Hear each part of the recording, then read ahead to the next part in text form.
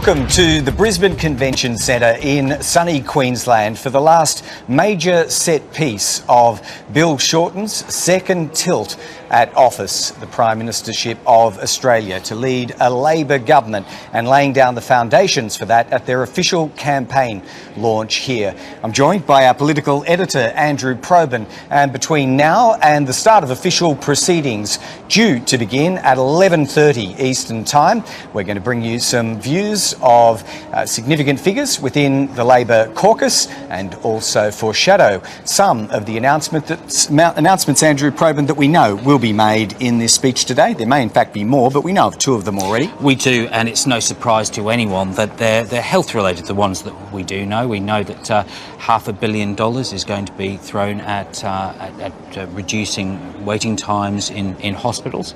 We know also that mental health is going to be another priority in the speech. But this speech today, it's about convincing voters, convincing supporters that now is time for change. Of course, supporters are already there.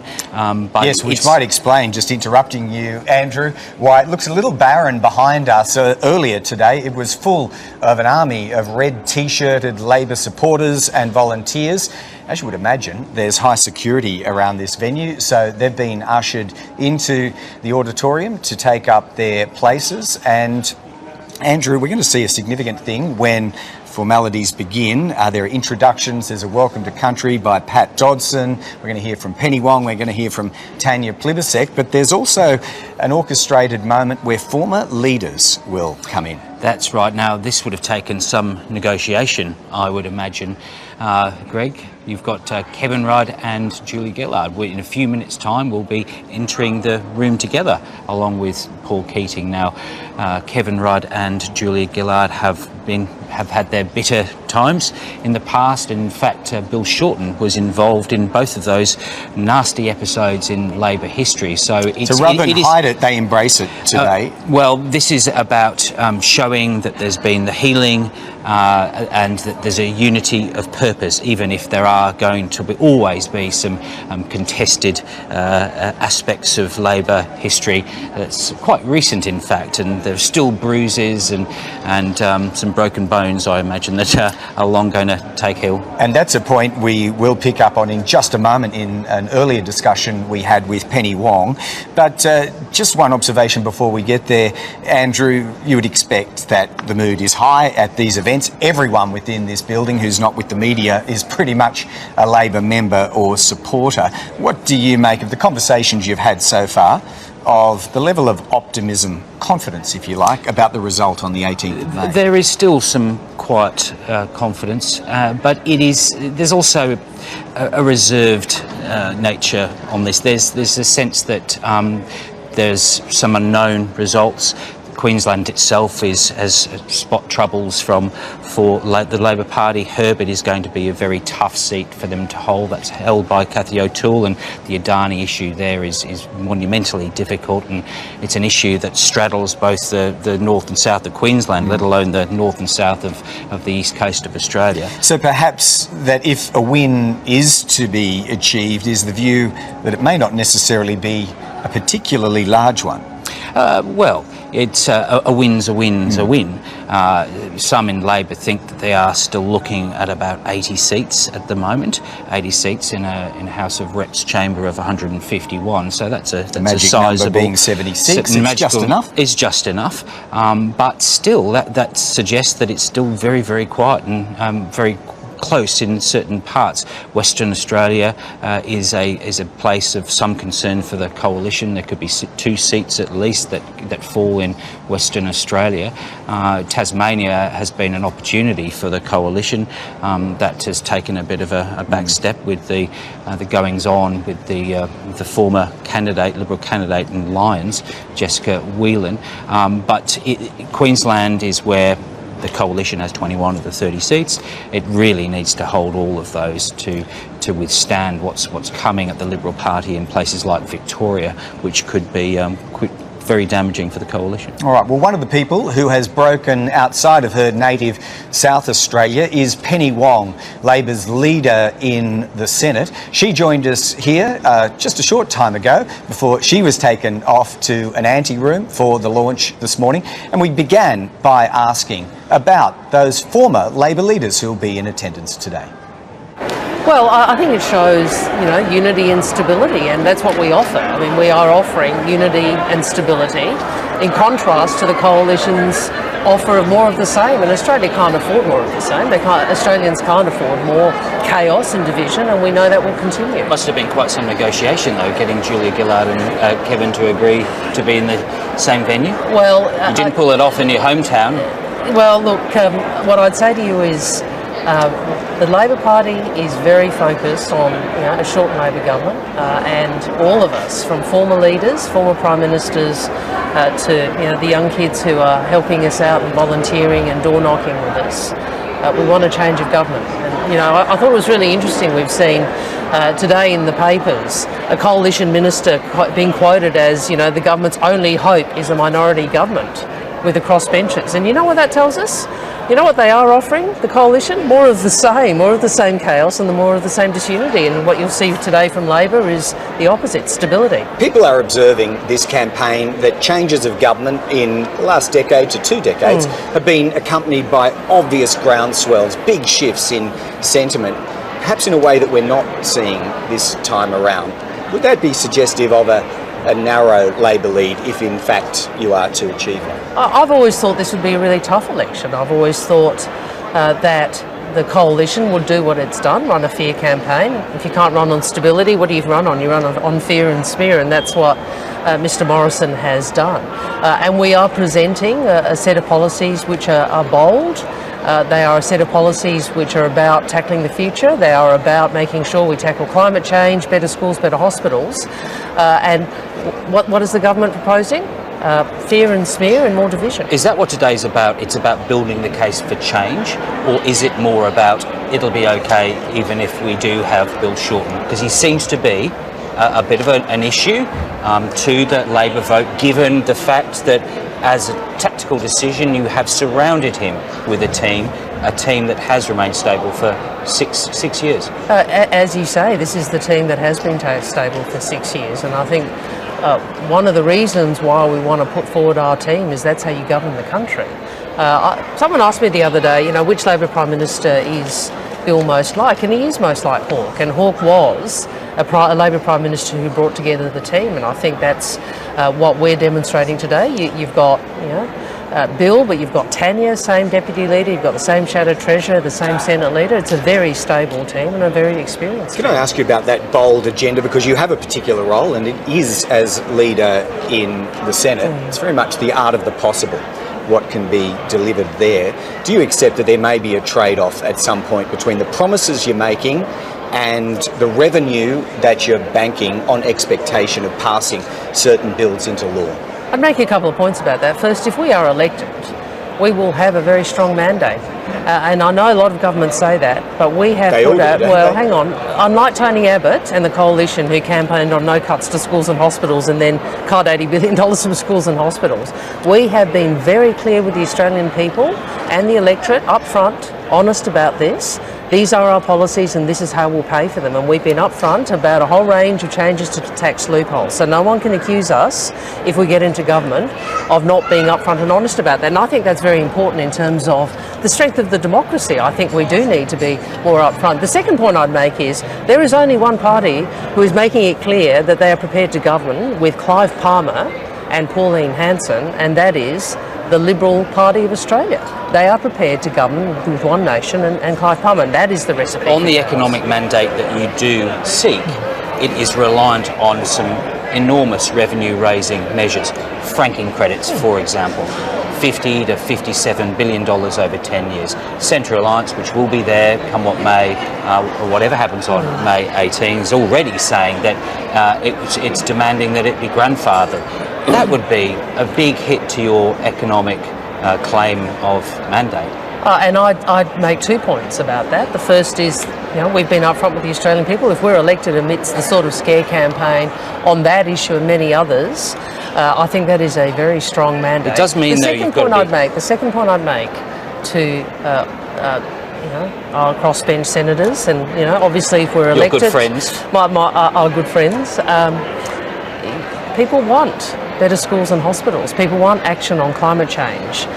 People want us to do the right thing for the next generation, and defending tax loopholes, which would require cuts to schools and hospitals, and not proceeding with a whole range of other things which matter, like the dental care package or childcare.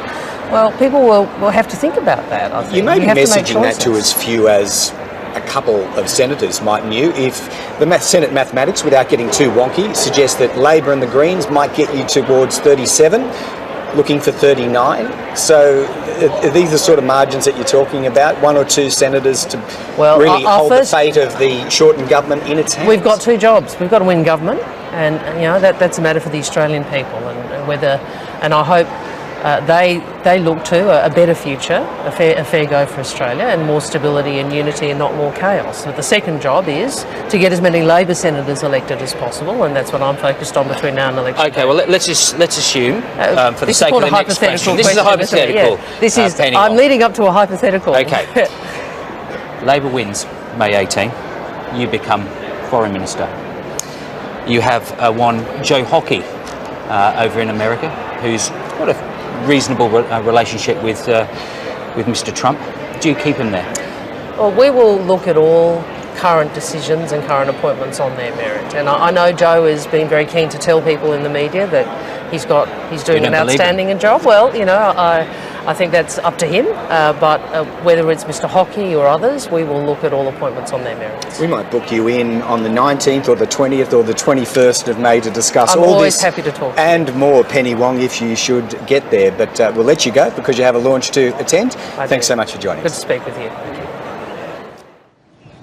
Okay, so Penny Wong there showing some trademark caution that comes with experience, not wanting to get too far ahead of herself. Andrew Probyn, is probably worth telling our audience at this point that while we're giving ample coverage to Labor today from the Convention Centre, we will, in all interests of balance and fairness, be attempting to do the same for the Liberal Party. What do we know of their day that will match this, campaign launch day in 2019? Well, we suspect, Greg, that it's next Sunday, so that'll be 6 days before the federal election. We don't know the venue. Now, this is interesting in itself because usually these things are telegraphed well in advance to the media so we can all work out what we're doing. But it is between Brisbane and Melbourne.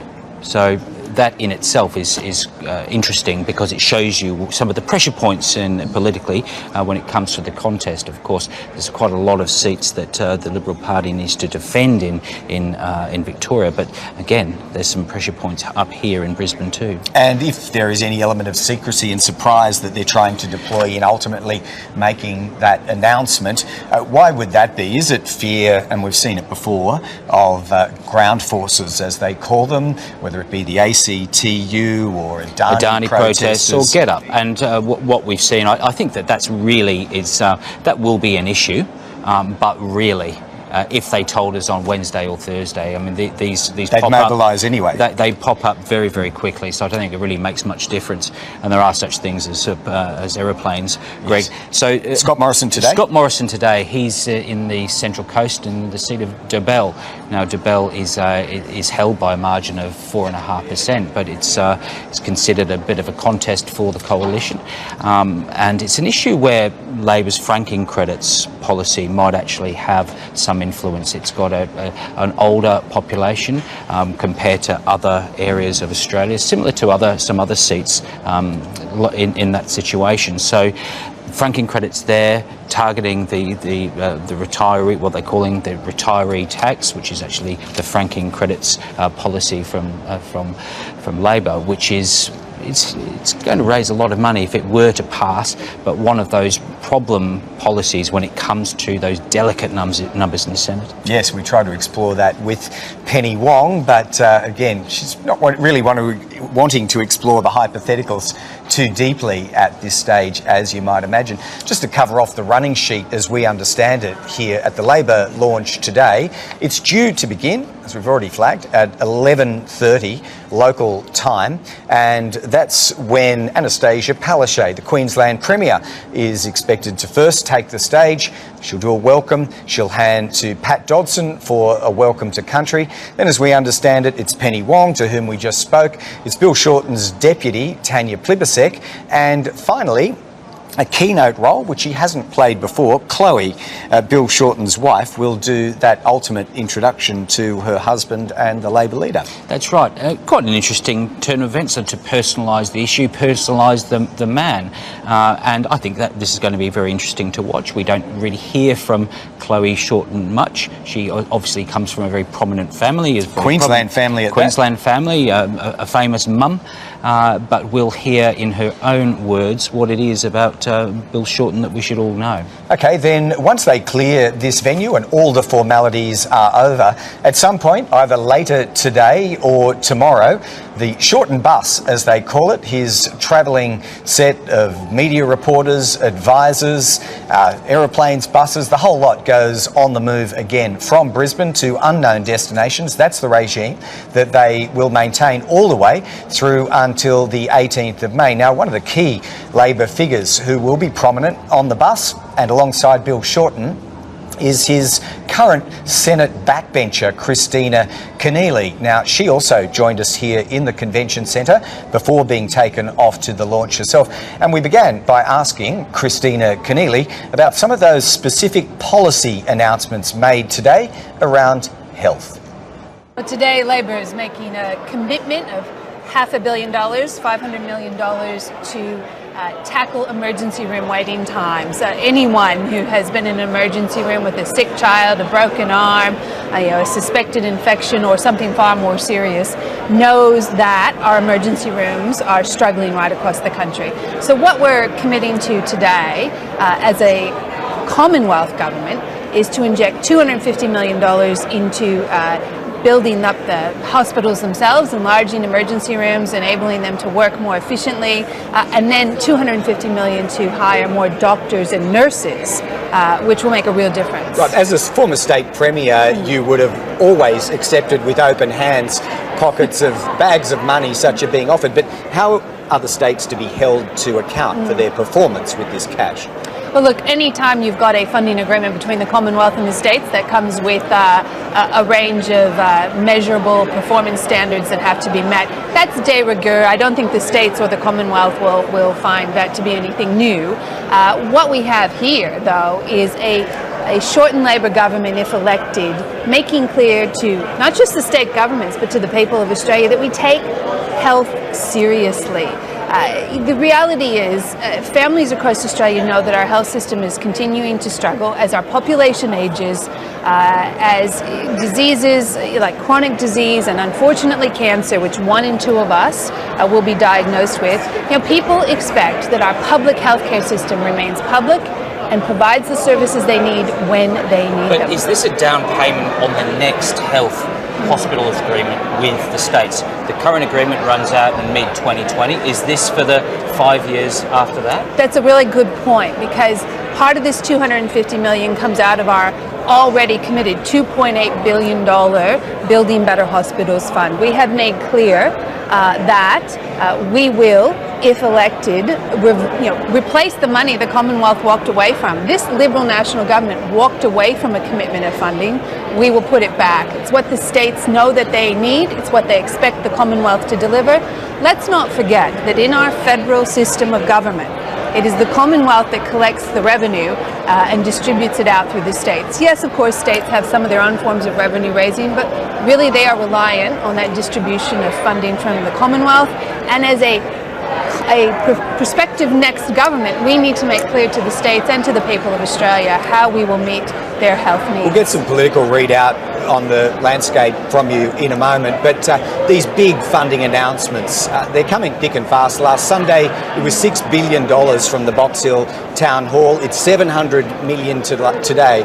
Politically, do you get, despite the worthiness or otherwise of all of these spends, Do you get the bang for the buck politically when there is just so much being announced almost daily now? Well, we're in a circumstance where we know that there's a clear choice. The people of Australia now know that there is a clear choice. They can vote for Scott Morrison and the Liberals, and that will continue the big tax loopholes that go to the property investors in the top end of town, or they can vote for Bill Shorten and the Labor Party and our stable United team, and that's going to deliver a whole range of things that people want and need. You know, people are saying to us, wherever we go, you know, when it comes to cancer, I want my Medicare card, not my credit card, to have to be able to cover the cost of the treatment just to keep me alive and keep me healthy. People know that pensioners are making choices between, you know, food, electricity, or getting their teeth fixed. So our dental commitment to pensioners will enable them to get the dental care they need. And you think they're absorbing all of these, or is it just a wall of numbers that No, I think hearing? people are sitting at home looking at their private health insurance going up. They're looking at their childcare costs going up. They are looking at having to make decisions about whether to pay for their grandmother's dental care or cancer treatment, or in fact to meet some other cost. And they know that their wage isn't going up. So I think families, when they are contemplating, how am I going to meet the cost of childcare so that, you know, I can, you know, both parents can go back to work, you know, Labor's childcare plan will mean a great deal to them. Some of those problems that you have got in Queensland and in the north, is it because your policy, your view, your outlook on Adani is not quite as clear as some would want it? Well, in fact, I would dispute that strongly. Well, if you watched the interview Michael Rowland did with your sitting MP up there in Urban, it was agony before she actually said where she stood on Adani. Well, Bill has been very clear. Tony Burke has been very clear. Well, you clear it up for us. What is the policy? Well, quite clearly, we have said, 1, we don't think $1 of public money should go to it. 2, it has to stack up environmentally. 3, it has to stack up commercially. And 4, we will follow the law. It's all well and good for the Greens to run around and say, stop Adani. They will never form government. All right, well, and I can tell you as a former planning minister, you must, when assessing a proposal, follow the law. You cannot prejudge it. And we will not, lastly, you can review it. We cannot prejudge it this side of an election until we have all the information in front of us. So that and then suggests lastly, there would be a review? We would not create any sovereign risk. Okay, on coal, do you think Australia should curb its exports? Well, look, coal is going to continue to be part of our economy and our energy mix. You know, our target, 50% renewable energy, says there is still a place for coal. There's still a place for coal and gas in our energy mix.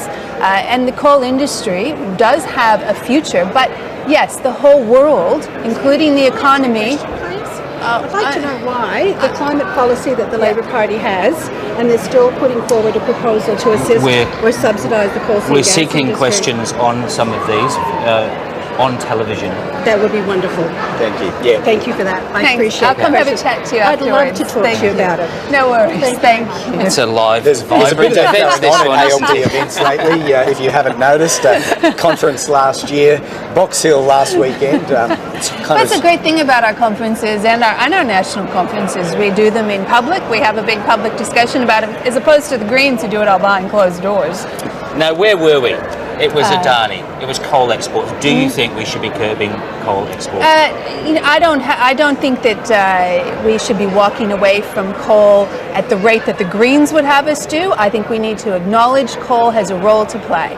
Coal is a resource, and it has a role to play in our economy. What I was saying before we were interrupted is that, you know, with our 50% emissions reduction target, with the world moving away from carbon, and with companies themselves refusing to invest in either new coal mines or indeed in new coal-fired power stations, we are seeing the world make a retreat from those high emission producing resources and activities. And that's a good thing. That is a good thing.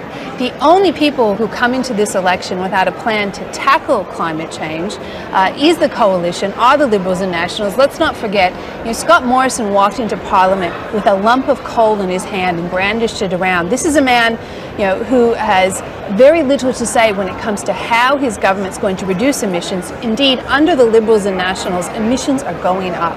Right, you have a launch to get to. So, final observation, you would expect that the Red Army behind us would be upbeat in their confidence and enthusiasm today. Some are telling us quietly they think they're on track.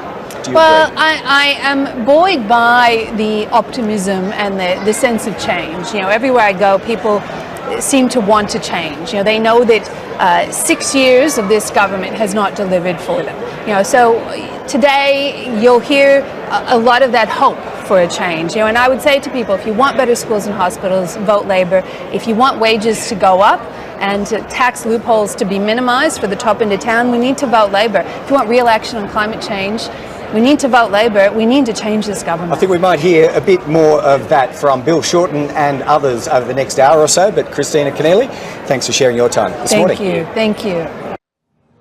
Kristina Keneally, and a brief cameo appearance there by a guest unknown to us. Trust us, completely, are you sure, Greg? Completely impromptu. Not sure where she came from, but as we've seen at other Labor events, they're a force to be reckoned with, the anti-Adani protesters. Now, as we noted on the way into that interview, Kristina Keneally is one of the mobile troupe that joins Bill Shorten on the road. Another about to is our reporter Jane Norman, and she's with us here at the Convention Centre. Jane, you're about to begin what is the best part of 2-week foray with Bill Shorten. What do you know of his day beyond the fixture here? Well, all we know about today, and obviously we've seen with this campaign, the leaders keep their movements very close to their chest. They don't want anyone else knowing about their strategy, but we are leaving Brisbane today, so destination unknown at this stage. But you can imagine we've got less than 2 weeks now into a polling day. We are in the sprint section of this election campaign. So Bill Shorten will be hitting up all of those marginal seats that Labor is both sandbagging and also attacking, because as we've said plenty of times, notionally they're starting on around 72 seats. Well, they need to win at least 4 to govern in their own right. If you look at the hot spots as to where they've already been, it's Tasmania, Western Australia, Victoria and Queensland. There's even been some love for Northern Territory, perhaps more than usual, given the prospects that the coalition believe are in for Solomon. Yeah, and that's right. And the Northern Territory is really hard to poll for major parties. We're actually up there. I was on the other campaign, but a couple of weeks ago, and they were noting that because the population, the towns are so small and they're so spread out, it's really hard to get a sense of what happens. But when there is a swing, Northern Territory can swing big. So the 2 lower house seats at the moment are held by Labor. The one that they're most worried about is Solomon. It's held by Luke Gosling, but the Liberals are putting forward a pretty high-profile candidate in Cathy Ganley, and they think that the economic message that Scott Morrison's been really hammering will actually be well received in the Northern Territory. So you can imagine that Bill Shorten, in trying to defend those 2 seats, will be spending some time in the NT. What about here in Queensland? It's not by accident that they've chosen Brisbane for this launch, and there are those seats that it would love to snatch, Ford and Petrie being among them. But you're also picking up, I think you were relaying to us off air, Jane, that there's a brittleness also about seats that Labor also holds, some of which are quite surprising, actually. Yeah, that's right. Well, the most obvious is obviously Herbert. It's the most marginal seat in the country. Cathy O'Toole won it by just 37 votes at the last election.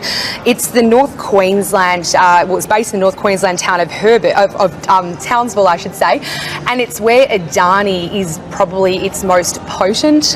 It's one of the seats where the fly-in fly-out workforce of an Adani coal mine would be based, and so obviously Labor has been sending mixed messages about its support for that mine. But another one that we were surprised to hear about is Griffith. Now, this is a Brisbane seat. It's held by Terry Butler by 1.4%. It's an important seat, sort of. Where Adani also plays, but for the other reason. For completely the opposite reason. And of course, and it's an important seat because it was once held by Kevin Rudd. So you don't want your former prime ministerial seats falling to the other side.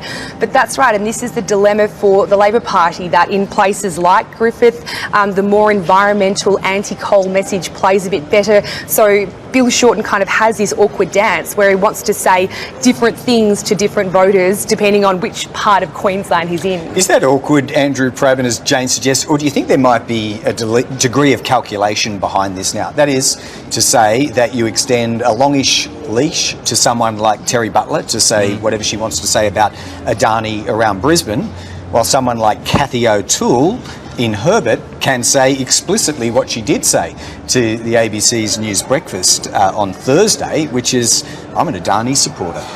Well, she did after a while, it must be said. It took some poking and prodding from Michael Rowland, but it's an absolute tactical necessity here. This is the difference that you can have within a party. You see it also in the coalition. You can have some vastly different views from, say, the Liberals, inner-city Liberals, and then Nationals, especially those of the LNP strain on certain issues like Adani. But this is an issue that Labor has struggled to straddle because it's complex, it goes to the heart of climate change action, and it goes to this problem that Australia's got that, yes, we can pledge to reduce our emissions, but we're actually responsible for many other countries' large emissions too because of the coal that we export. The figures are quite stark. We might use something like 70 million tonnes of coal to make our electricity, but we export much more something like 340 million tonnes to other countries, whether that's for electricity generation or the making of steel.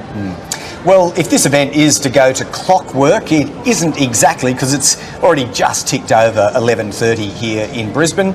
We're watching for the provision of the live feed from the broadcaster inside. It hasn't actually moved to anything significant yet, but as soon as it does, we'll bring you images from inside what is called the Plaza Terrace Room here at the Liberal Convention Centre. And we have had a look, Jane Norman, at the running sheet so far, and just as Labor boasts closely 50-50 representation for women, probably more so even in the introductory speakers. Looking inside the venue now, Jane, a number of high-profile female female speakers are going to introduce Bill Shorten. That's right. We have the Queensland female Premier, Annastacia, who's emceeing this event today. We might see her on our screens very shortly.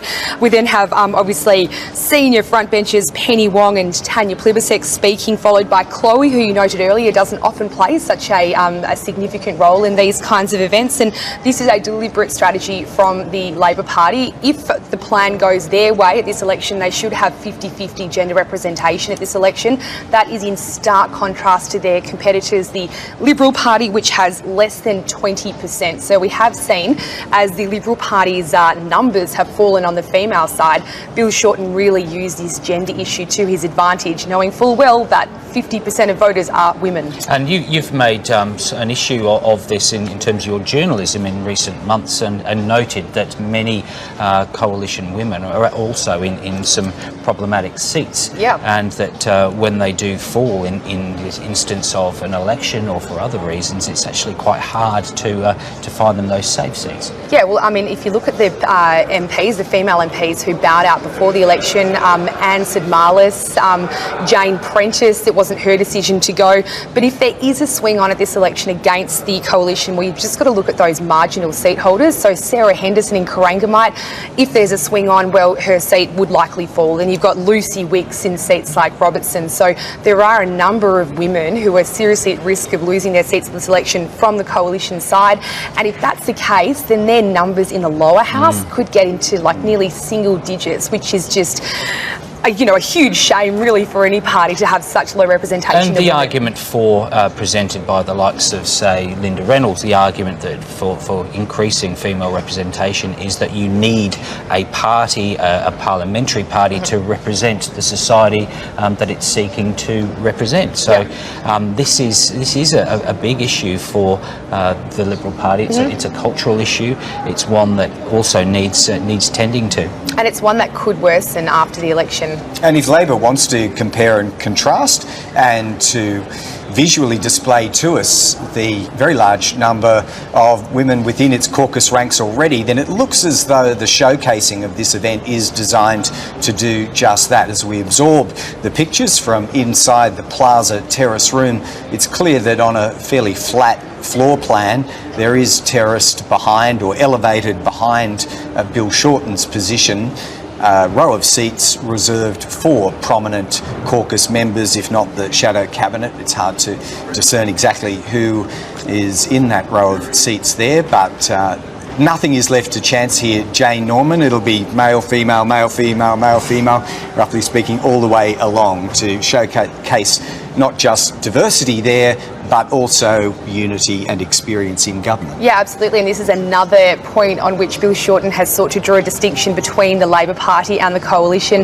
The last 6 years of Coalition government, we've had 3 Prime Ministers, and each time we've had, a change of Prime Minister, there has been, a sort of a civil war in terms of what it's, the effect it's had on the Cabinet, because, at the moment there are people who are sort of aligned to different leaders and different factions, and so we've had a revolving door of Prime Ministers, also of the Cabinet, and the contrast to that is a Labor team which has been pretty much unchanged. I think Bill Shorten's biggest problem, if he wins this election, is actually who he's going to remove from his front bench and who he's going to put on there, because he's got quite a big front bench as it stands, and obviously he can't bring all of them into a cabinet or a front bench with Labor. Actually, a couple of adjustments still to be made, Andrew Probyn. There's that portfolio called Home Affairs, and Labor hasn't exactly mirrored that yet. So in government, were they to succeed on the 18th, there are a couple of structural issues for Bill Shorten to settle factionally and in terms of front bench personnel. Absolutely, and who fills Home Affairs is a very big question before Bill Shorten. He's been asked many, many times who he would pick, and of course he's not telling us. Some suspect that it's going to have to fall to someone like Richard Marles.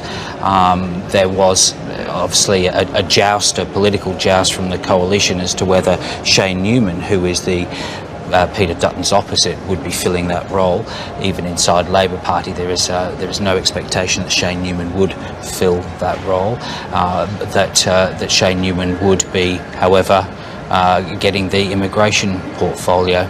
Perhaps a portfolio that is in cabinet, but that's a portfolio that has been in and out. All right. So a bit of activity in the Plaza Terrace room. We might be silent now and listen to Annastacia Palaszczuk, the Premier of Queensland. Thank you.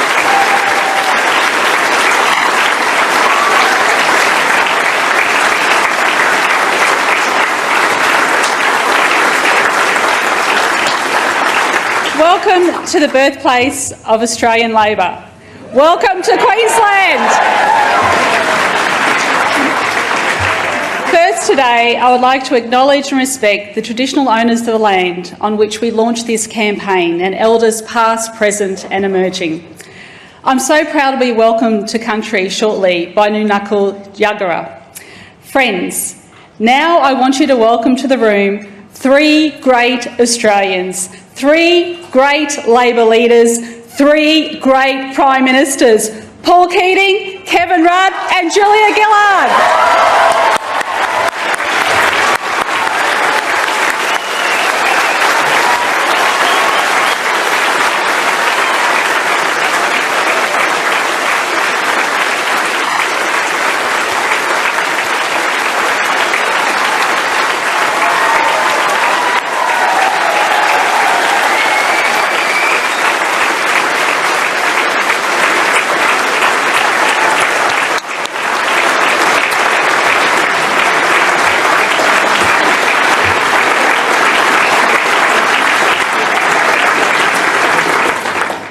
Another has asked me to read this short message.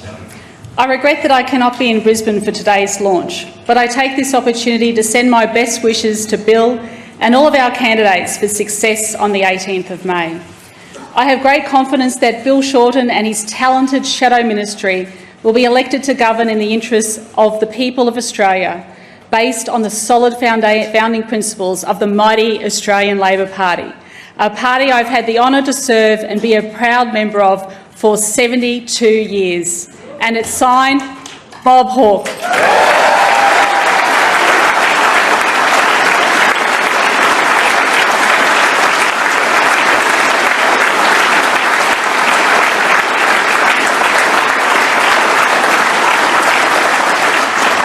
We are joined in Brisbane by so many Labor legends whose service to Queensland and Australia is part of our national story, present and past, and I want you to welcome them here.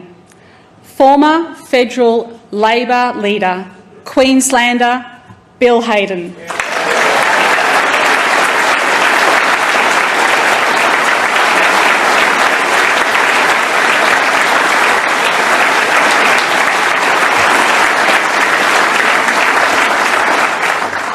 Premier Daniel Andrews, Chief Minister Andrew Barr, and Opposition Leader Peter Palaszczuk.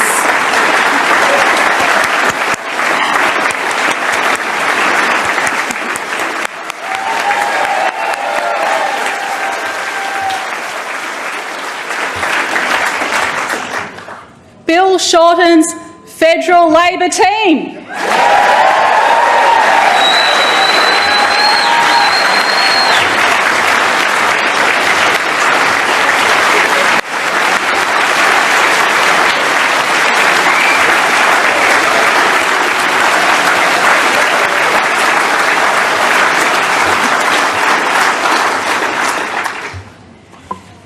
The men and women of Australia's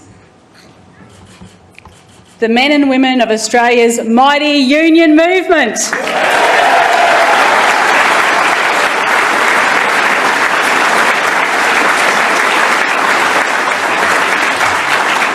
The officials and members of our great Australian Labor Party.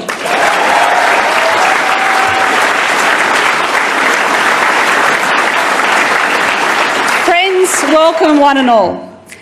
As Labor people, we know how much is at stake for families on Saturday, May 18. In the next 13 days, this election will be a contest between our movement and their machine. And they are promising 2 more weeks of expensive scare campaigns to come. Friends, just 4 years ago, we still had our own LNP government here in Queensland. They were arrogant and they were out of touch. 14,000 jobs were cut from Queensland services. Nurses, doctors, teachers, paramedics, fireys, cleaners, all sacked. Nursing homes were closed. Hospitals had to do more with less. Billions of dollars worth of asset sales were planned. It has taken us 4 years to rebuild these frontline services in health and education. The LNP doesn't care about us. They care about themselves. We cannot afford 3 more years where these people run Canberra. Look at what they've already done to us already. The federal LNP has cut $316 million from Queensland hospitals. And just this year we lost $182 million from our schools. That means teachers having to do more with less, and our kids inevitably miss out. Under Scott Morrison, Queensland is not a priority for infrastructure funding. The federal LNP is anti-worker. They ensured Queensland workers relying on penalty rates took a cut in their take-home pay. But do you know what was perhaps the cruelest cut of all? The federal LNP cut $1.6 billion from remote Indigenous housing, ending 50 years of working together. Queensland cannot afford 3 more years of getting the crumbs of federal government spending. Queensland can't afford 3 more years with a chaotic federal LNP propped up by Pauline Hanson and Clive Palmer. And Queensland cannot stand 3 more years of Scott Morrison. Queensland, I need you to vote them out.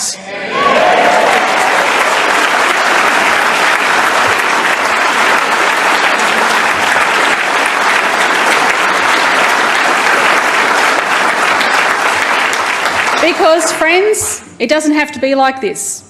We can have a federal government that fights alongside us to make sure we get our fair share. We can have a federal government that ends the cuts to education and health. We can have a federal government that secures the jobs of today and the long-term secure jobs of our future. We can have a federal government that protects the rights of Queensland workers and their families. We can have a federal government that is a partner for our state. We can have a federal Labor government.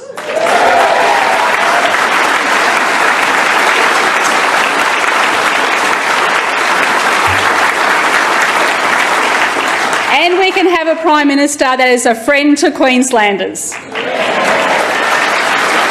We can have Prime Minister Bill Shorten.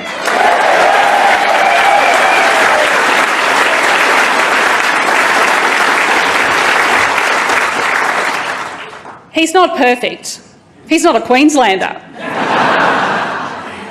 But he's the next best thing. He's married to one. And it's great to welcome Chloe here.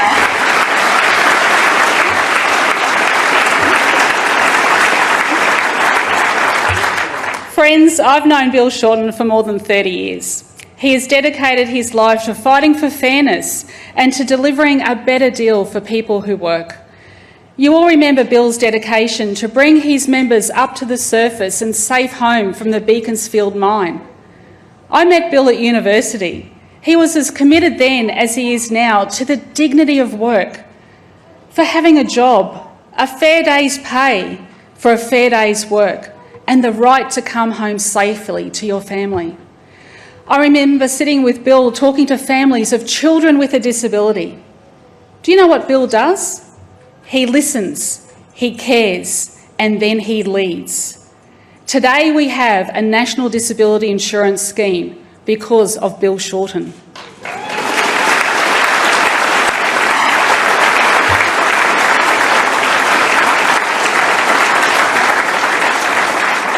I know this for certain.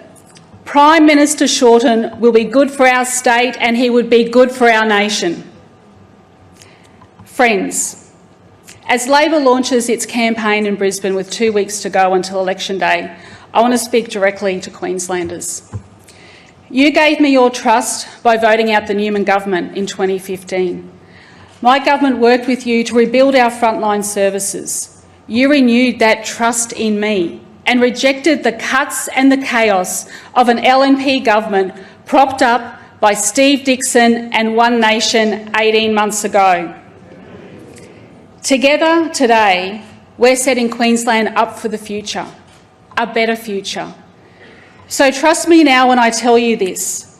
Queensland is being held back by the federal LNP government. There's no one stronger than a Queenslander, no one more proud. We stand up to cyclones, to bushfires, floods and drought. And now I'm calling on Queensland to stand up for itself against a federal LNP government that's not giving us our fair share. Queensland, vote them out.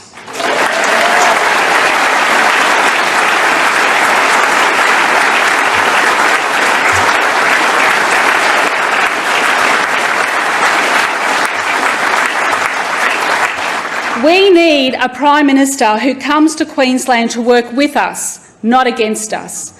Queensland needs change down in Canberra, not more of the same.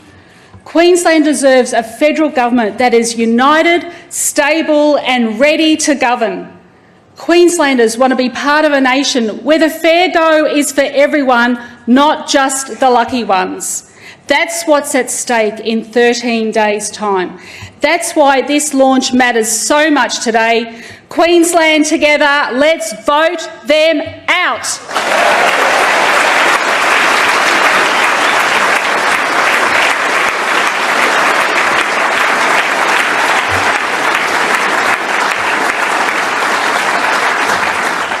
Now, friends, it's a wonderful privilege to introduce the new knuckle jaggerer to welcome us to country.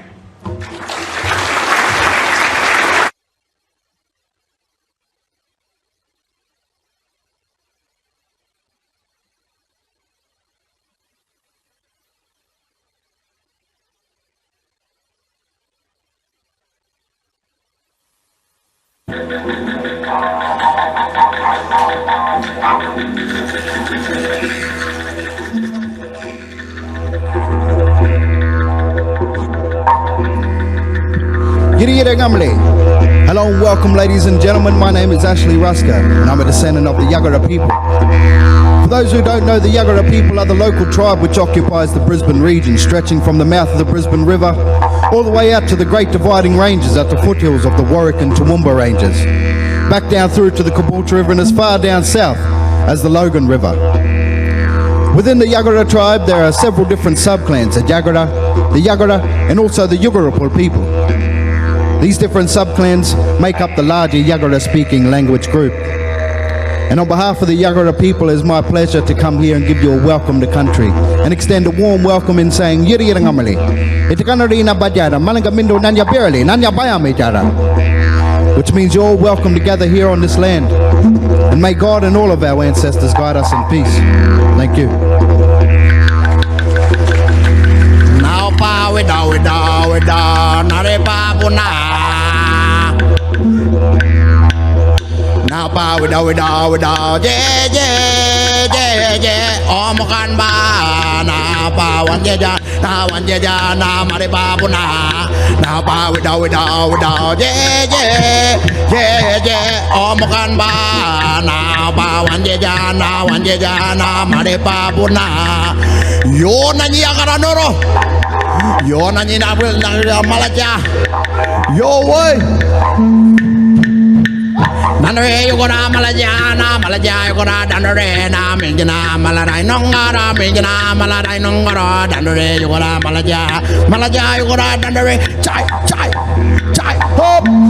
Danare yugora malaja yugora danare na minjana malarai nongara danare yugora malaja yugora danare chai hop. Dandare yugora malaja yugora dandare na minjana malarai nongara yo. Welcome.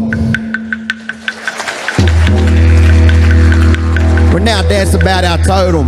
For those of you who don't know what a totem is a representation of your clan or your family group. This could be a tree or an animal. Ours in the Yagara region is a sangoana, which we call marun. This is marun, the sangoana.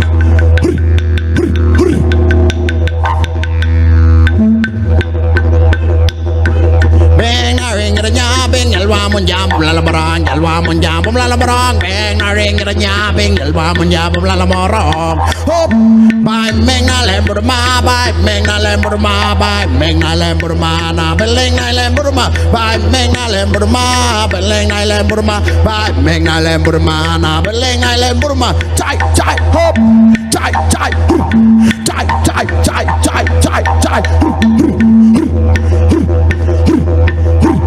Babu nanga nyamane babu yalwa yakara bum lalamarang babu nanga nyamane yalwa yakara bum lalamarang hop by menga lemburma na belenga lemburma by menga lemburma na belenga lemburma chai hop chai Yalamalara Yakara Beng na ring nya beng yalwa munjam lalamarang babu nanga nyamane babu yalwa yakara bum lalamarang hop by menga lemburma na belenga lemburma by menga lemburma by menga lemburma na belenga lemburma chai hop chai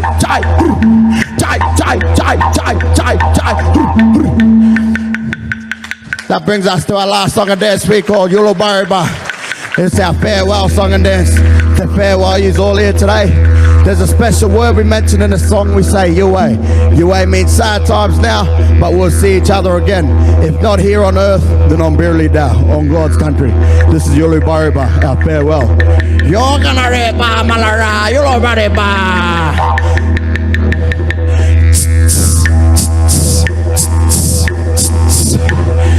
gonna reba malara, you love reba, you're gonna reba malara, you love reba, you're gonna rebolka, kona molka ja, you're gonna rebolka, kona molka ja, yo way, you're nambale nora, yo way, you're nambale malara. Yo way, you're nambale nora. Yo way, you're nambale malara. You're gonna repa malara. You love reba. You're gonna repa malara. You love reba. You're gonna rebolka. Kona molka ja. You're gonna rebolka. Kona molka ja. Ha yo way, you're nambale nora. Yo way, you're nambale malara. Yo way, you're nambale nora. Yo way, you're nambale malara. You're gonna repa malara. You love reba. You're gonna repa malara. You love reba. You're gonna rebolka, kona molka ja. You're gonna rebolka, kona molka ja. Hop! Yo way, you're nambale nora. Yo way, you're nambale malara. Yo way, you're nambale nora. Yo way, you're nambale malara. Yo. Your way. Thank you.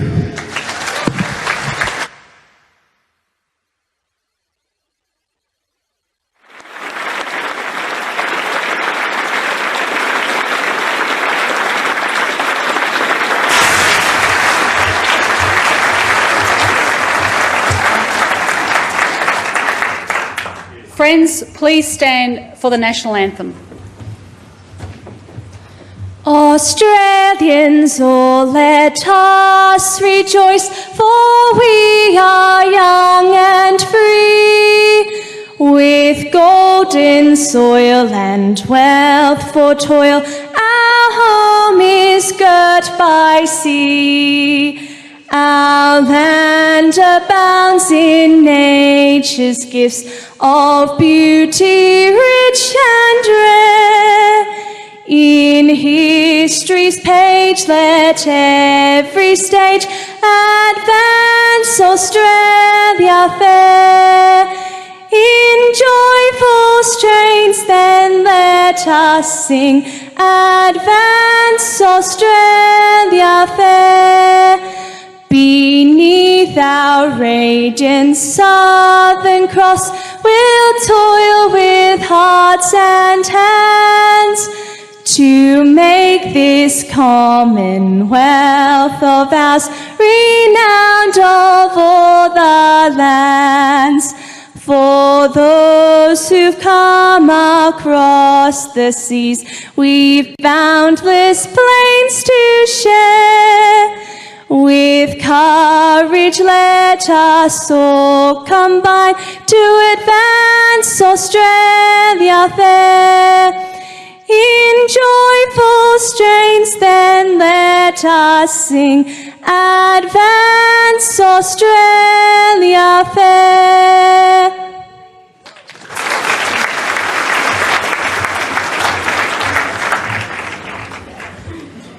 Thank you, Bianca. That was wonderful.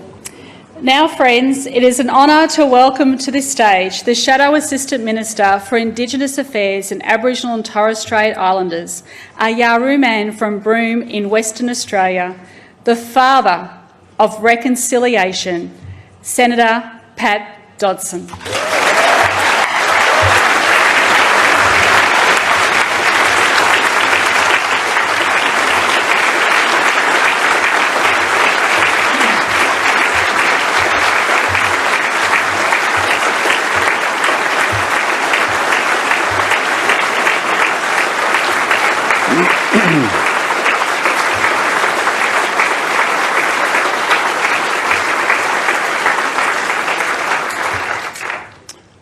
My friends, I thank the Jurabal and Yagra dancers for their inspiring welcome to their country here in Brisbane. On behalf of the Shorten Labor team, I pay my respects to both the Yagara people and the Jurabal people, their elders past, present and emerging. I'm a Yarra man from the far reaches of the Kimberley. I come to you today after visiting people in the remote towns of the East Kimberley on the campaign trail. At Fitzroy Crossing, I sat down with the First Nations service managers in the complex areas of women's health, of repatriation of human beings, of community safety, of young people's futures, and the trials of humanising the CDP program. One of the senior women was in a very sombre mood. There had been another youth suicide the night before. She looked out into the distance and quietly said through her tears, "Sometimes I wake up and I go to work, simply hoping that one small child sees this old lady going to work and thinks maybe that they could get a job and become a future role model as well. The future of our kids is what keeps us going. Sometimes it gets too hard and we want to chuck it all in. The only things that keeps me going is the children and hope. The funding is always difficult. The rules are always hard and prolific. And the officials controlling the programs don't listen to them. They are desperate for change, for a change of government. The Howard, Abbott, Turnbull and Morrison regimes has worn them out. Constantly being treated as of no value and incapable of managing one's own affairs is so disrespectful. Today I am standing with you, conscious of the aspirations and dreams you have entrusted to us, the Labor Party. Our pledge is to work with First Nation peoples and allow them to lead us forward together. The Shorten Labor government has plans and commitments to bring back a fair go for all Australians and a fair go for First Nations Australians. Justice can be delivered and must be pursued. We know that government decision-making processes have led to pain, to poverty and powerlessness. First Nations peoples deserve better than this. Like the massive cuts of First Nations programs under Tony Abbott, like dismissing the simple aspiration of a voice as a third chamber, like the cruel penalties of the CDP program causing starvation and hunger for families. Labor will reset this relationship. Our new program will be set with First Nation leadership across the country. We will work with First Nations on the principles of co-design and free, prior and informed consent. A Shorten Labor government is ready, willing and able to step up and work in partnership with First Nation leadership to deliver long overdue justice and equality for First Nations peoples and all Australians, to create a voice to the National Parliament and to deliver constitutional change in our first term, and begin the journey of truth-telling and treaty-making. We will be building together a framework of regional assemblies where First Nation peoples are empowered to make decisions, to identify their priorities and to sponsor place-based solutions and deliver lasting change, recognising the cultural wellbeing drivers from within First Nation communities. Labor under a Shorten government will apply the principles of honour, equality, respect and recognition as we develop our new relationship and approaches to reconciliation through a National Makarrata Commission, local truth-telling programs, a national resting place for the unknown warriors, and justice and compensation for the survivors of the stolen generation.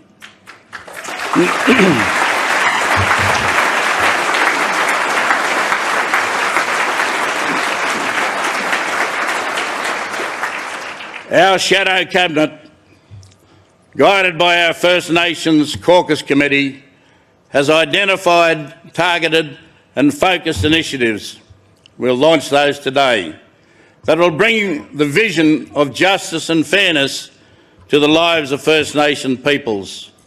In education, we have many new and powerful initiatives that work directly to build bridges for the future of our young people. Our unprecedented investment in Indigenous health will be community designed and delivered even more than before. Our new policies and programs in the environment will help visitors to understand the complex national cultural web that, from which our landscapes arise. It'll be a challenge for us to do all we have set out in our new policies and programs, but we will work to achieve that. We want to be the party of choice for First Nations peoples, and we can become that party. We want to deliver for Australians across the country who yearn for a decent, responsible and committed government. Under Prime Minister Bill Shorten and our team, we will be that. Kalia.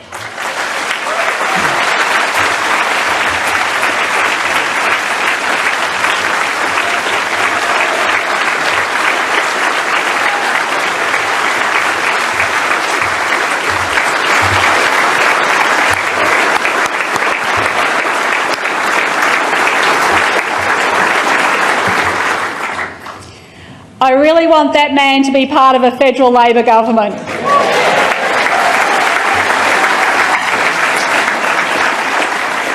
Friends, now I want you to hear from the people who work with Bill Shorten every day.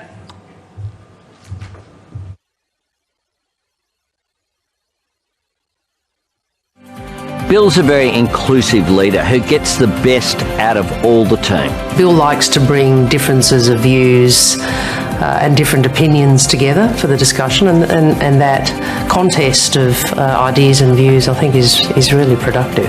The first time I really noticed Bill was when he was down at Beaconsfield at the mouth of that mine, offering support to the families of the trapped miners. I could see then how much he cared about the people that he was representing.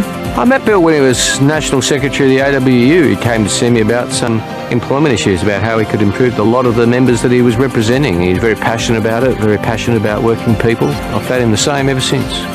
I hope people do know this, but one thing I want to emphasise about Bill is this.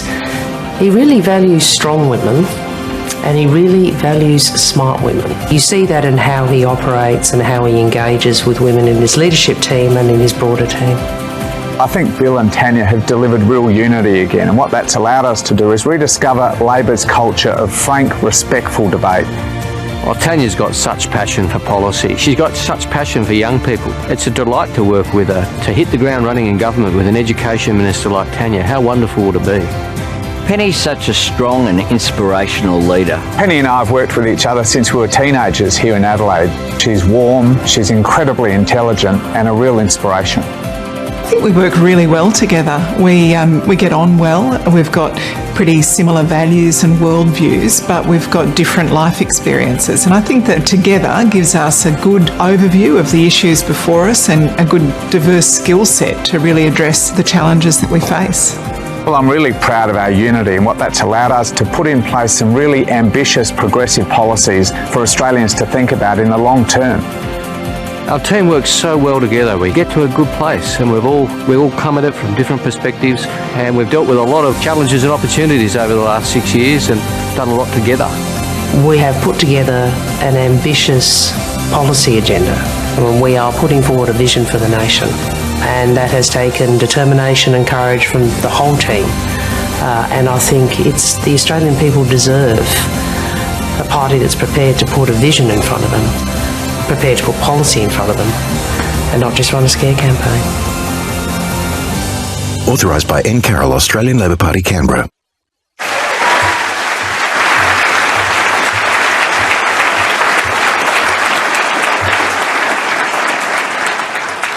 Yes, Bill really is a man who works so well with strong women and intelligent women.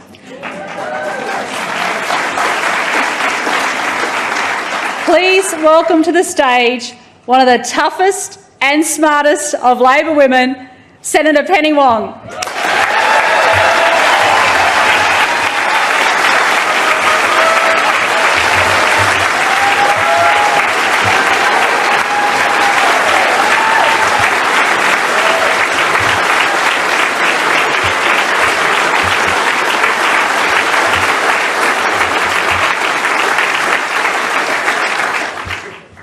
Thank you very much. Well, friends, this election campaign has had some wonderful high points.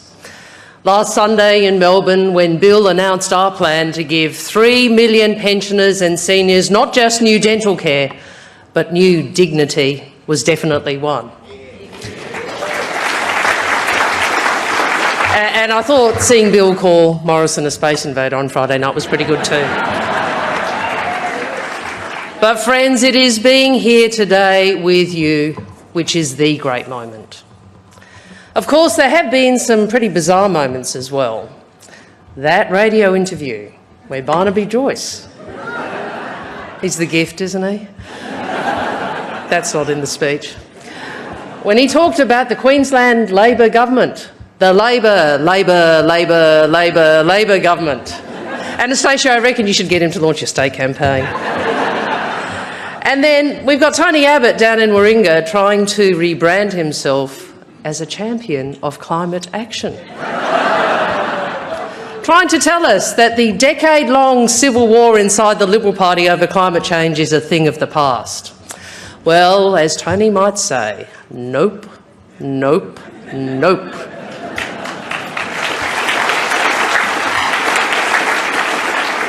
And as for what Peter Dutton said about Air France, we won't forget. We won't forget. But I'll tell you what I found even more appalling, what I think was probably the actual low point of a pretty ordinary LNP campaign. It was when Michael McCormack, the Deputy Prime Minister of Australia, said he'd be doing a deal with One Nation. And why? Because his values and policies are aligned with those of Pauline Hanson. That's what he said. Well, friends, in any society there will always be an undercurrent of disrespect, weak or strong. At any time there will be groups of haters, small or large. But at this election, we have a major political party seeking to embolden those people and amplify their voice. A Liberal Party and a National Party seeking government, propped up by the preferences of Palmer and clinging on for dear life to One Nation.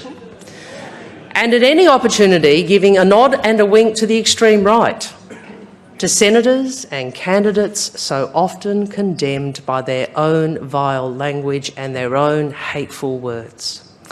Just this morning, Josh Frydenberg, the Treasurer by the way, he defended those deals by declaring, unless you are in jail, you can run for office. Well, don't you think Australians deserve better than that?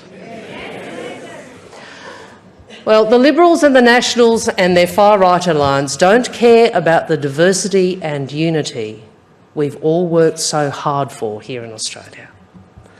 They don't cherish the progress we've made, progress I've seen in my own lifetime. And they will compromise it all and they will give it all away for nothing more than a handful of votes in a handful of seats from a handful of haters. And this isn't just something the Conservative parties do, it has become who they are. For all the chaos and division, from Abbott and Joyce through to Morrison and McCormack, what they really have in common is this. They are small men with small ideas.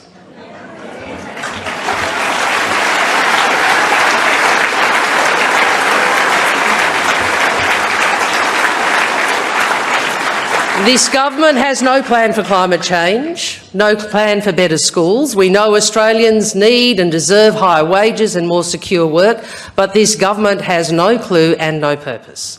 But I will give them this. They can get it together when they really need to.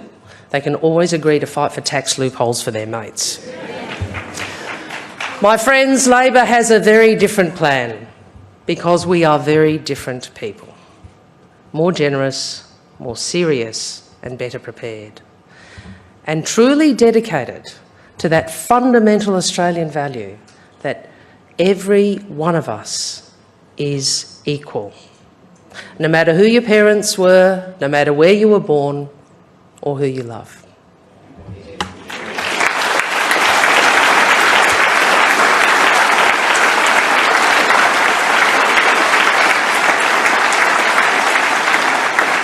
Labor is a long way from our opponents on this, and we are side by side with the Australian people. And that is why I believe this election matters so much, and that's why I believe that the team that forms the next government of Australia has so much to do. That's why I'm so proud of what my colleagues have done to make Labor ready to govern again. And that's why I'm so pleased to introduce a few of them to you. Our champion for the environment, a Shadow Minister for 9 years, a Minister for 6, the most passionate supporter of Australia's national estate in the Parliament. Stand up, Tony Burke.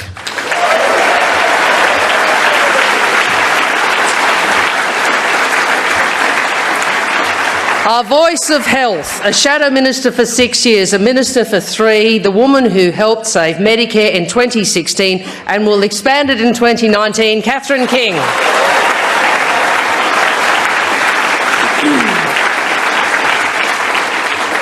Our advocate in infrastructure, Shadow Minister for 12 years, Minister for 6, a former Deputy Prime Minister of Australia, fighting Tories for a lifetime, my dear friend Albo.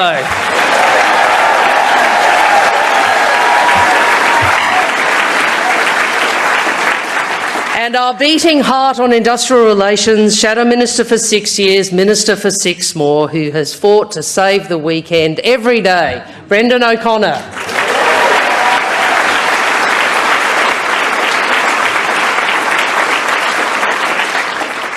The first Indigenous woman on federal Labor's front bench. Shadow Minister for 3 years, State Minister for 4, who brings so much grace and dignity to our caucus. Thank you, Linda Burney.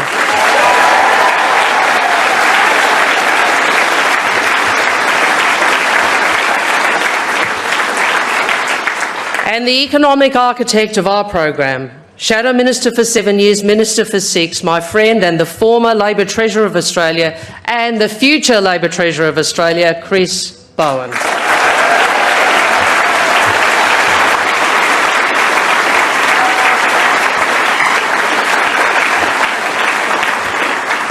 Friends, we are a united team. We are ready to govern. And friends, we are very, very well led. And leadership is a team sport, and we have a great leadership team. And you are about to see living proof of that. Please welcome my friend, the Deputy Labor Leader and the next Deputy Prime Minister of Australia, Tanya Plibersek.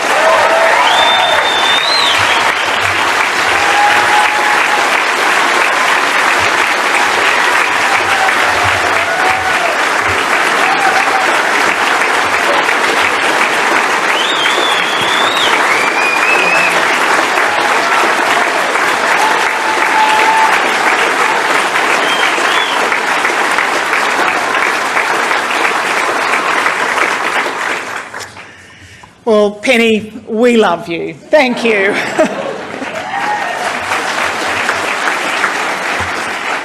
I'm so proud that a vote for Labor means you'll be representing Australia to the world.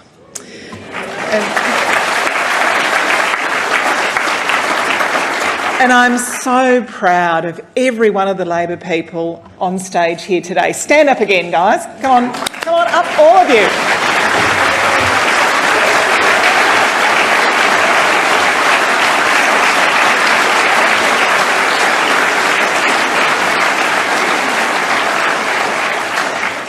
Friends, these are the faces of the future. A united Labor team brimming with ideas and determination. And we're here together today because we're determined to see a Shorten Labor government.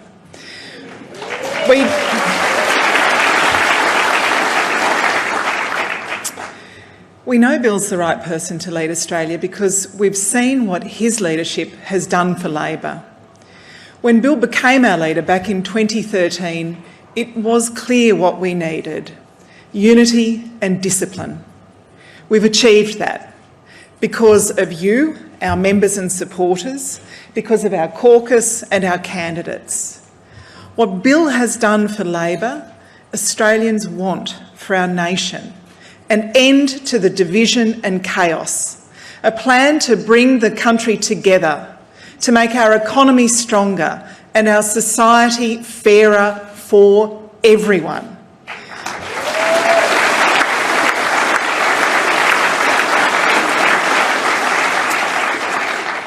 Bringing people together is what Bill Shorten does best, not through slogans and stunts, but through ideas and action. That's the only way for Australia to move past the climate wars, the culture wars, and the red Speedos and the silly hats. That's how Australia will lift wages and create jobs, teach and train the young, care for the sick and the old. We are a great country, but the Labor mission has always been about making our nation even better, more reconciled, more independent, more prosperous and more equal. And that doesn't happen by accident. You need a plan. Bill and I didn't know each other too well when we became leader and deputy back in 2013. But I think one of the reasons we've become good friends is because we share a belief in the value of good ideas and the virtue of good government. When we talk to each other about the long-term challenges facing the country or the issues of the day, we never just say what our opponents are doing wrong. Firstly, because that would take up all of our time. And secondly, because what matters is what are we going to do about it? What are the real and practical things we can change to ensure that every Australian gets a fair go? Because Bill doesn't want to lead an opposition that profits politically from the problems facing people. He wants to lead a government that fixes those problems. That's why Bill hasn't spent this campaign shearing sheep and bleating about tax. He's been putting forward a plan, a bold and detailed plan. A plan shaped and informed by what Bill has done his whole life, listening to the voices of working people, understanding the challenges they face, and finding a way to help. That's the contrast which has really shone through in the leaders' debates. Scott Morrison talks so much, but he has so little to say.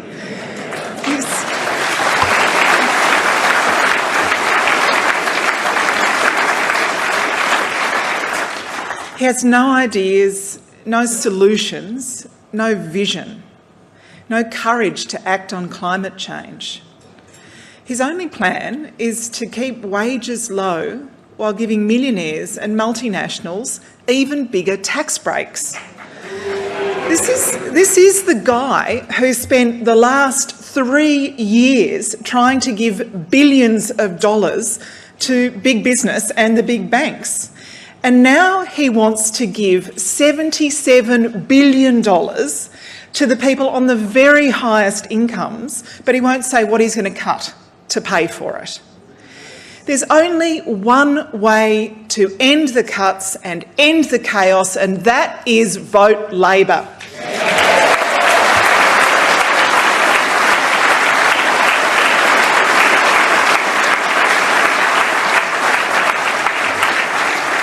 We have a real plan for change because more of the same just isn't good enough.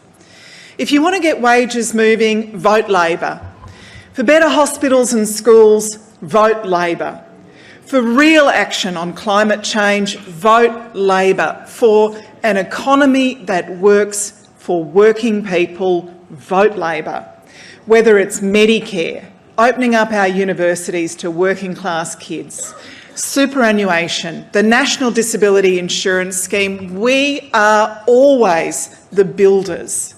Scott Morrison and the Liberals go negative because they've got nothing. After 3 weeks of fear and smear, Scott Morrison is a motor mouth running on empty, whereas Bill shows his strength and substance every day.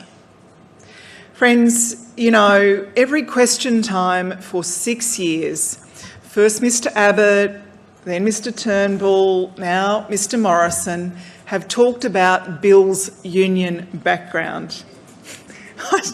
I don't think they realise how happy it makes him and how proud it makes us.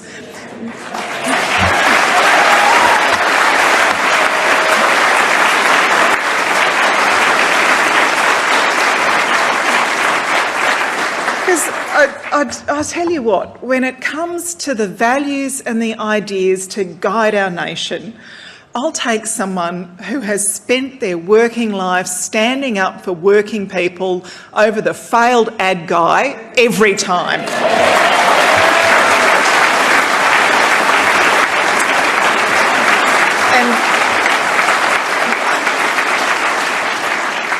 It's now my privilege to introduce someone who knows Bill better than anyone and who throughout this campaign has won hearts around the country and who here in Brisbane on Easter Sunday actually caught a child falling out of a tree. Please welcome a proud Queenslander and a dear friend, Chloe Shorten.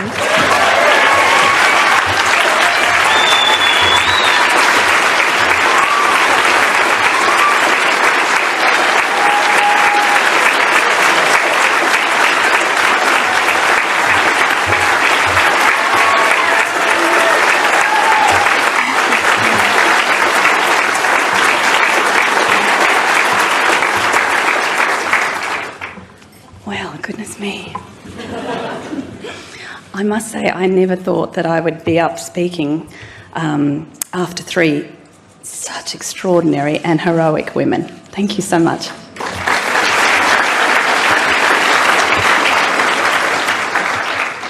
Good morning, my friends. It's so lovely to be home.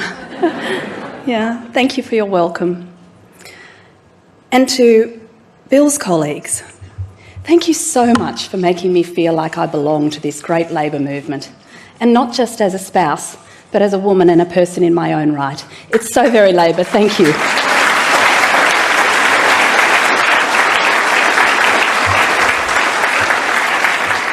I too would like to acknowledge the traditional owners on this extraordinary land on which we meet today, past and present, and what an honour it is to be hearing from Senator Pat Dodson, who my little one calls P. Doddy, because he's very cool in our house.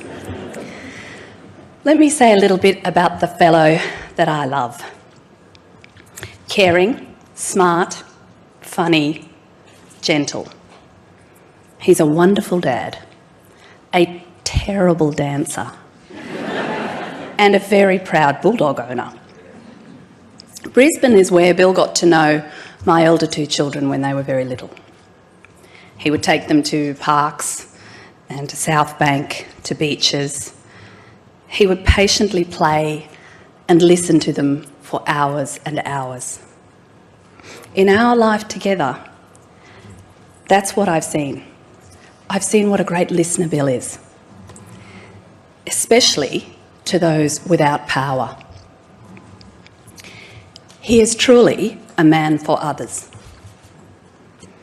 And what a strong advocate for people without a platform, without newspapers to speak for them, without lobby groups to represent them. So often I've sat with these marvellous people from this grand party to hear Bill talk about the way the actions and the policies of Labor will support the march of women to equality.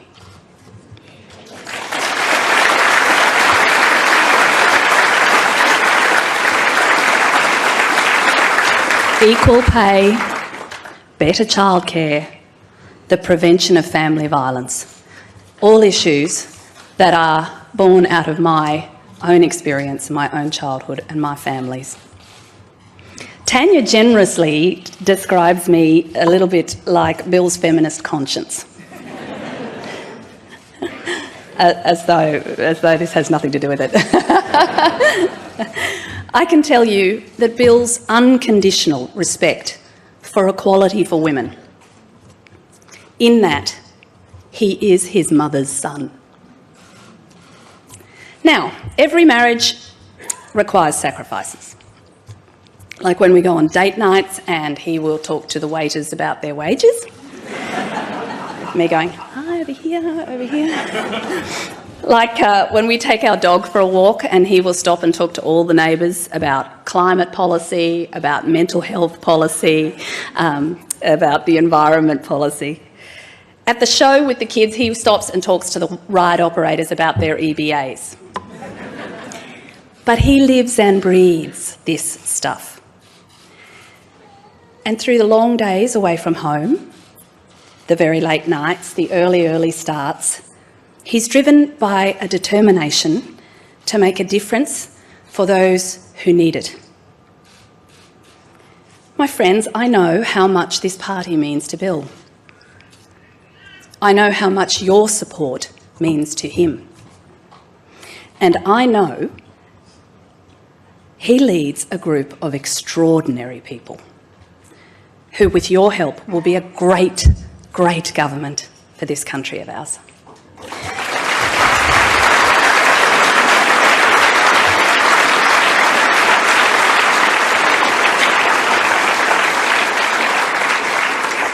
Will you please welcome my husband, Bill Shorten?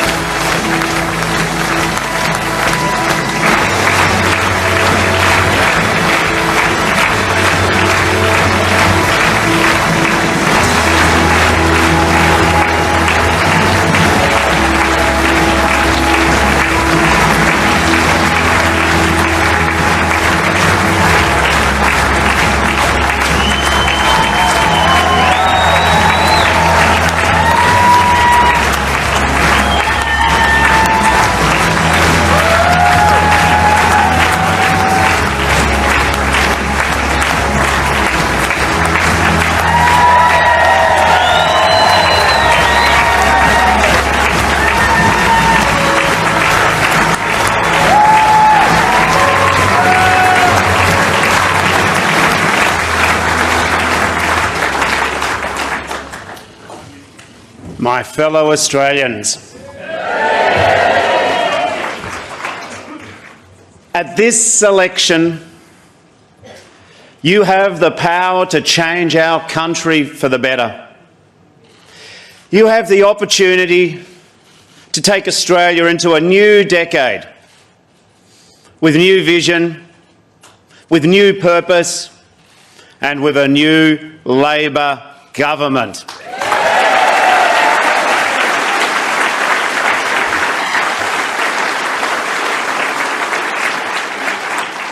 I make this promise to my fellow Australians that if you vote Labor, we will put the fair go into action. a pay rise for wage earners, help with the cost of living for families, including cheaper childcare, and at long last, dental care for pensioners covered by our Medicare.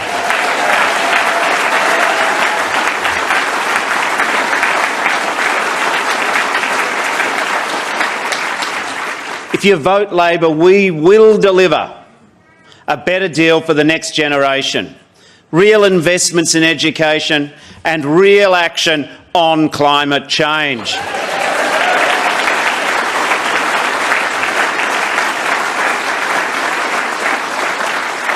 If you vote Labor, you can end the chaos in Canberra by electing a strong, stable and united team focused on serving the people of Australia.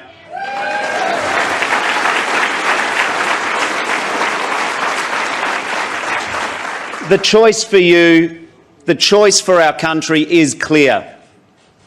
It can be more of the same or a change for the better, division and drift or unity and purpose, more cuts to health and education or better schools and hospitals, rising cost of living and stagnant wages or a better deal for working families.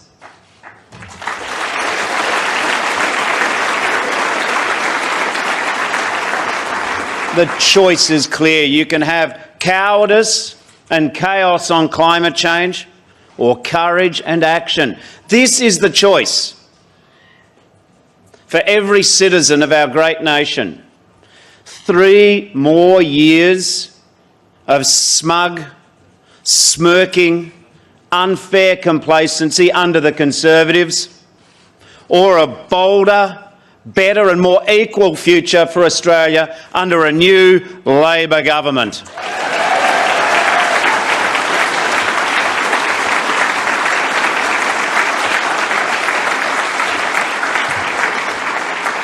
Now, friends, before I go any further, I'd just like to thank my darling wife, Chloe. I love you. And I'm sure that everyone here and across Australia can understand why I am happy to be known as Chloe Shorten's husband.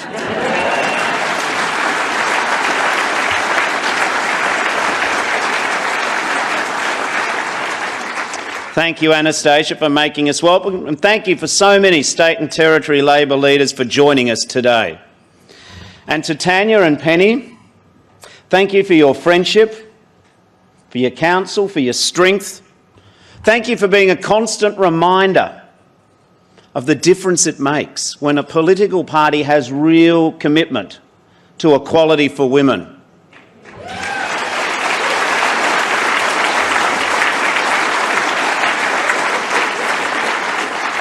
And I count myself so fortunate to sit in a shadow cabinet with the people on this stage, smart, dedicated, passionate, and they have a vision for doing the big things for Australia. Thank you very much.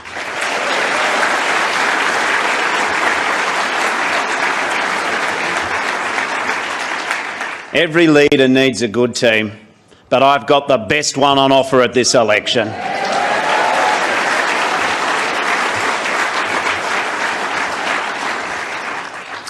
I acknowledge also the traditional owners of this land. I pay my respects to elders, past, present and emerging. And I pledge that our Labor government will match these words of respect with action.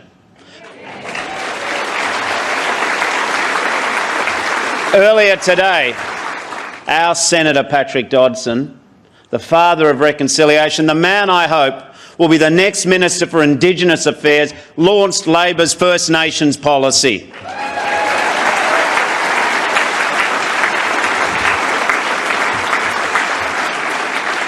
Real justice, good jobs and stronger families, healthier communities and better housing, and a voice enshrined on our nation's birth certificate, the Constitution.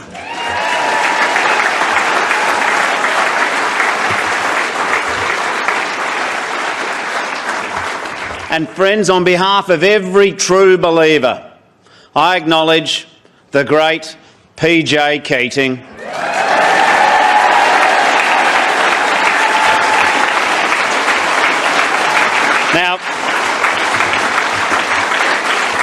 Paul, you mightn't be aware of this, but a few months ago, Peter Dutton said that the big problem with Chris Bowen and with Labor is that we want to deliver Paul Keating's unfinished business.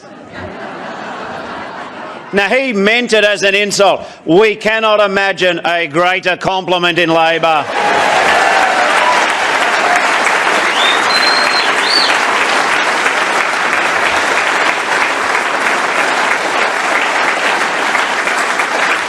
Paul, you're a wonderful source of advice to me and my colleagues, a source of great inspiration to every Labor person. I thank you. And of course, in my very first week that I served in the Australian Parliament, I and all of us had the privilege of hearing Prime Minister Rudd deliver the national apology to the stolen generations.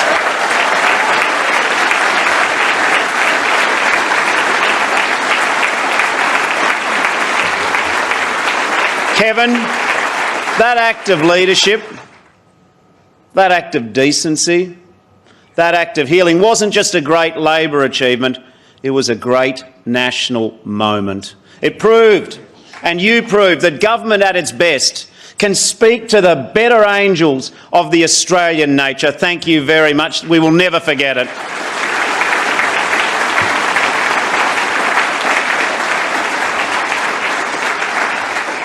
Now, friends, I'm a Collingwood supporter, so I've been to some pretty big games. But I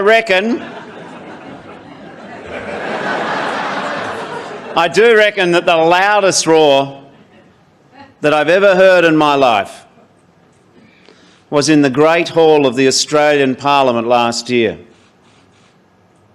when thousands of survivors of child abuse cheered the Labor Prime Minister who called that important Royal Commission, Julia Gillard.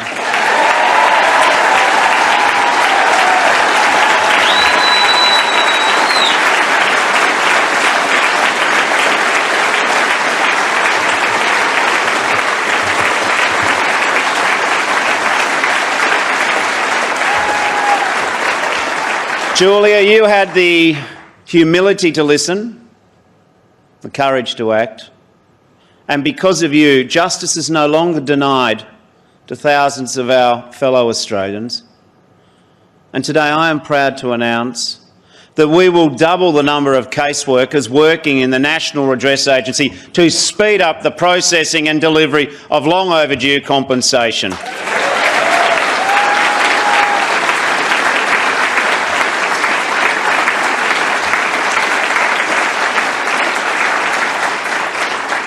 Everyone in the Labor family would like to leave a legacy. Your legacy is one which is truly splendid. And finally, I'd like to address a bloke who cannot be here today, but I know that he and Blanche are watching on television, the one and only Bob Hawke. Bob, we love you, and in the next 13 days we are going to do this for you. Thank you, Bob.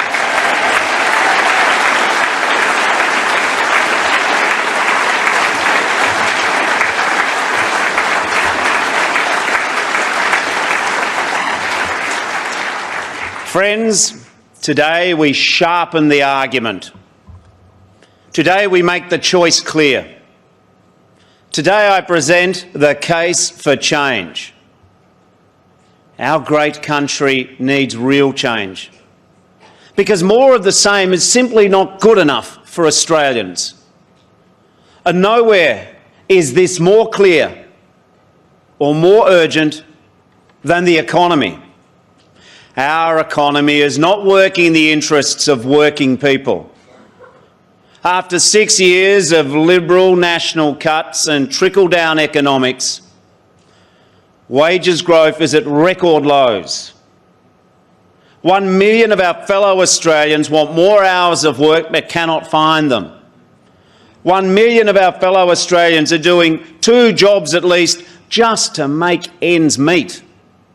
And our economy is running on empty. The fumes of 0% inflation last quarter.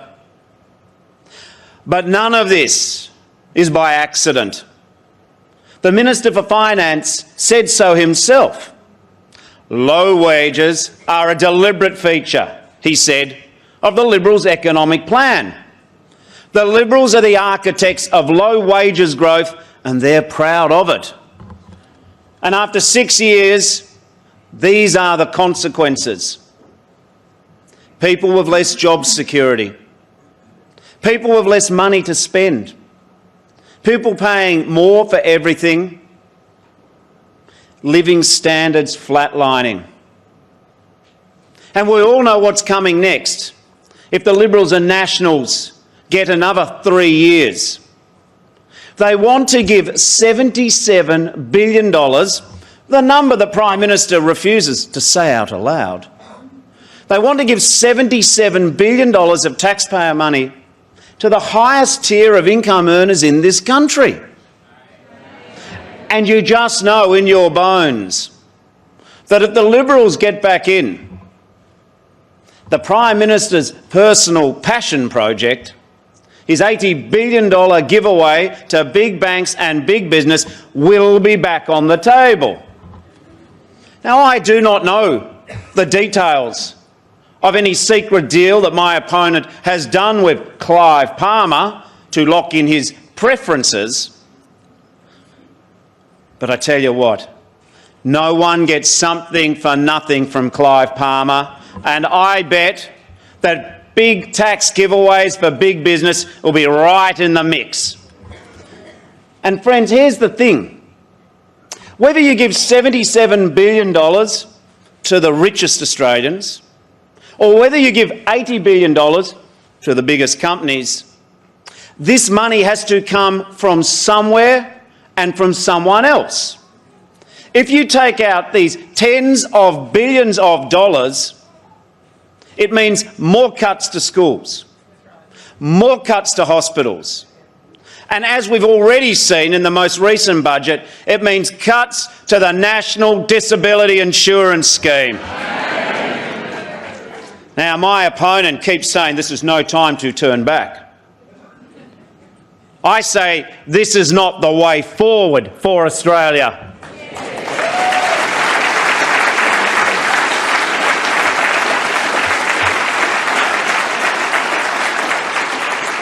If you want to stop the next round of cuts to your school and your hospital and your community, then on May 18, vote Labor.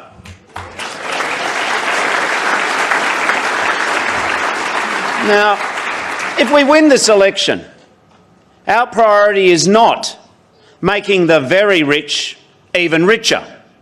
It's getting wages moving again for working people, starting with laws to restore Sunday penalty rates in our first 100 days,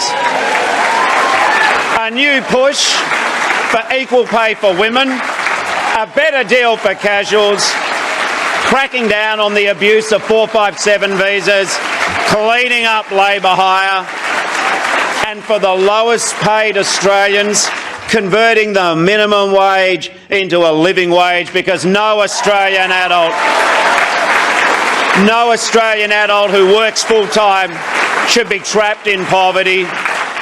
Labor rejects an American-style wages system where working people have to rely on tips just to make ends meet.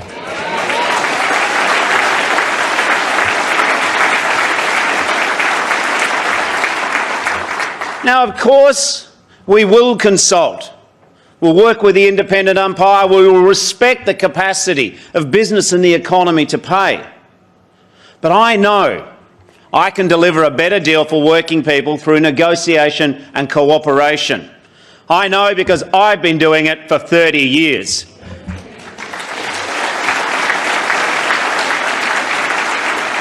I know, you know, and we know that this country works best when we work together, when we strive for a win-win outcome. Indeed, for business, that's what Labor's Australian Investment Guarantee is all about. New analysis out today shows that our extra 20% tax deduction for employers who invest more than $20,000 in new machinery and greater productivity and better equipment, this tax deduction for business, this reward for business to invest, will create up to 77,000 new jobs, and win-win, it will deliver an increase in average wages by up to $1,500. That's what I'm talking about. A win for business, a win for the workers, and a win for the economy as a whole, because more money in the pockets of wage earners means more trade for the shops in the high street, more confidence across the board. That is what we call the win-win. Good for business, good for workers, good for Australia.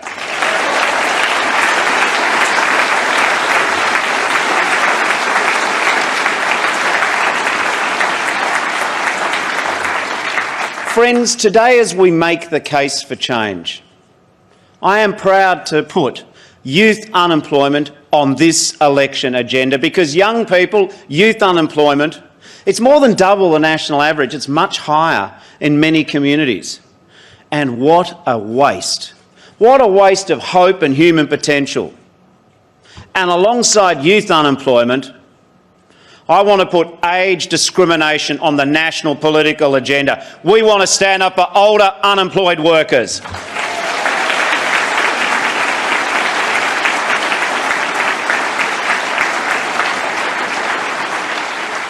There is a battle which nearly 100,000 older Australians face when they're longer in periods of unemployment, when they're looking for work, a battle which some older Australians have just surrendered in, been forced to give up. You know who I'm talking about. The older workers who've copped the rough end of economic change. They can't get themselves back in the game, not for lack of effort, but for lack of a chance. I see it at every one of the town hall meetings I've been at. There's always very well dressed, quiet, older people, often clutching in a plastic sleeve their CV. They don't speak up in the middle of the meeting. They come to me at the end of the meeting. You can see it in their eyes. There's a sting of rejection. There's a sense of injustice, this recurring question. Why won't someone give them a chance?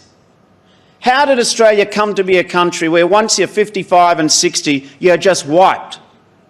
Why is their disinterested job service provider simply shuffling them along to one unsuitable interview after another? This is Labor. We believe that young or old, city or bush, every Australian, regardless of their age, regardless of their postcode, has the right to the dignity of work.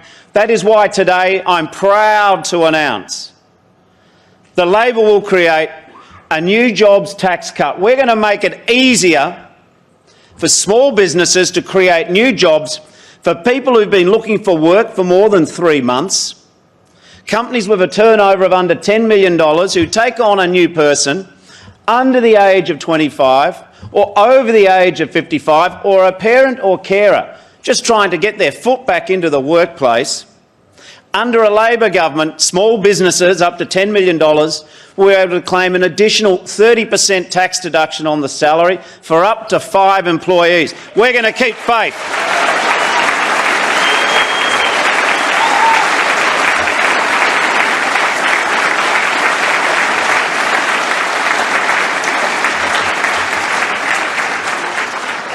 Our new jobs tax cut is an investment in the potential of our young. It's an investment in the experience of older Australians. It's an investment in participation for parents and carers. I will keep the promise I've given at 80 town hall meetings to those older workers, to the young people in rural Australia. Labor's got your back. This is fair go economics at its very finest.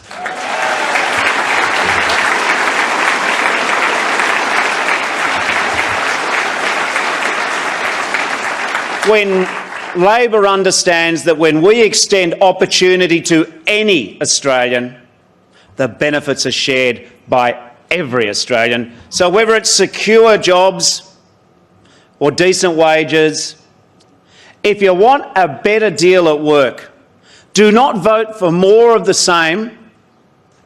Do not vote for a Prime Minister who voted 8 times to cut your penalty rates.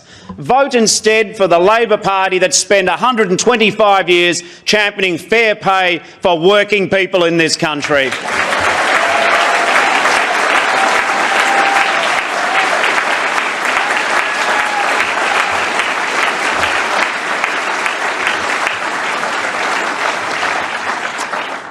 And if youth unemployment or discrimination against older Australians means something to you or has touched someone in your world, then vote for the only party with a plan to help. And if you're sick of the uncertainty of living shift to shift, payday to payday, waiting for a text message each night to see if you're working the next morning, if you want more security than that, more dignity than that, more respect than that, more opportunity than that, vote Labor on May the 18th.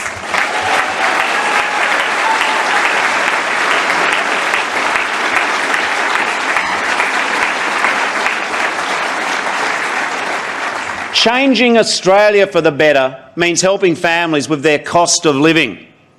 Private health insurance is becoming a luxury, so we're going to cap the premium increases at no greater than 2% for each of our first 2 years while we make the system fairer. Electricity bills, well, they're out of control. So we're going to fill the void and the 13 energy policies of failure of this government, and we're going to get more renewables into the mix to get prices down.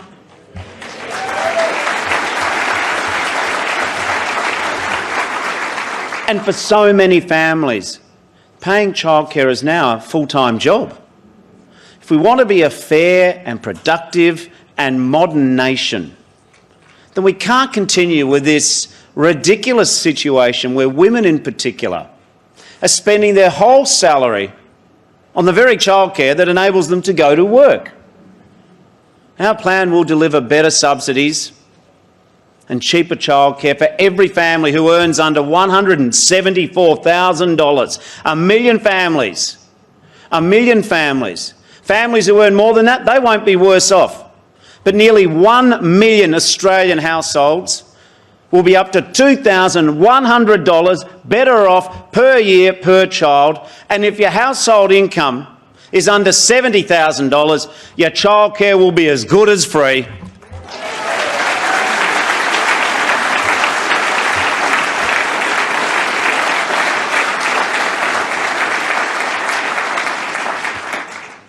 And we'll make childcare cheaper for families, but we're also going to deliver an overdue professional pay rise for our early childhood educators.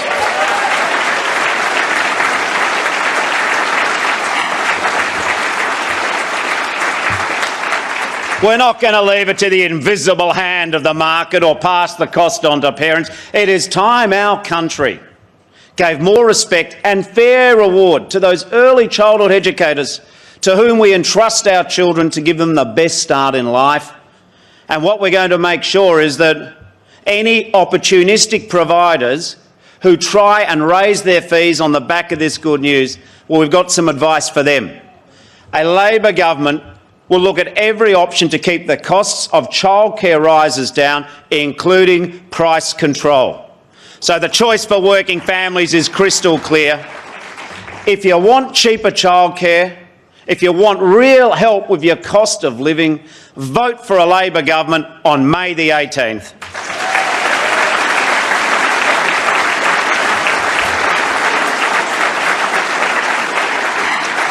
Friends, our opponents want to enter Australians in a race to the bottom in pay and conditions. But many of us know that there's nothing for our country on the low road of low-skill work for low wages. There's no dignity or hope or security for our people down that path. There's no marvellous economic opportunity either. There will always be countries with bigger populations prepared to pay people less to make stuff cheaply. We cannot win that race, nor should we be in it. The future that I see for Australia is the high road. High-skilled jobs, high productivity, growing the economy by investing in people and building our nation. Here's some numbers to think about. 150,000 apprenticeships and training places have been lost under the Liberals in the last 6 years. We are going to bring them back for Australians of all ages. We're going to have new carers for the National Disability Insurance Scheme, new knowledge for the digital economy, and new skilled workers in the clean energy technology industries of the future. Our exciting plan for 50% renewables means less pollution and lower power prices, but will also bring tens of thousands of high-quality new jobs here to Australia. And we're going to build new infrastructure, from the beef roads of Western Queensland to Cross River Rail in Brisbane, Basslink 2 in Tassie, Metronet in Perth, the Melbourne Metro, the South Road in South Australia, upgrading the Bruce and the M1 and the Ipswich motorway, the tourism roads in Kakadu. So many more projects and tens of thousands of new affordable social houses for our people.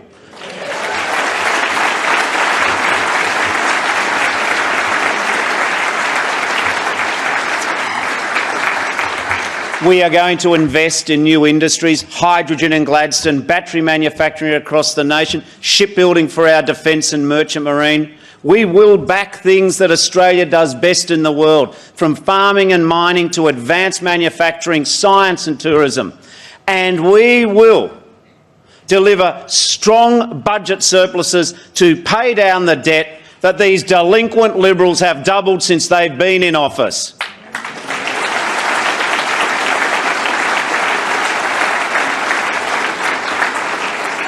We can achieve this plan for growth, this investment in people and infrastructure, because we've made the responsible reform decisions for the long term.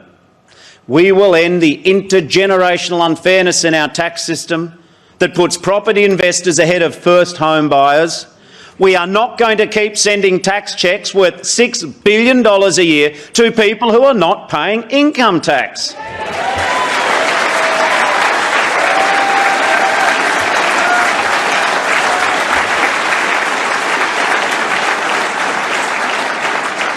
And the days of Australia being treated as a doormat by tax-avoiding multinationals ends on May the 18th if we are elected.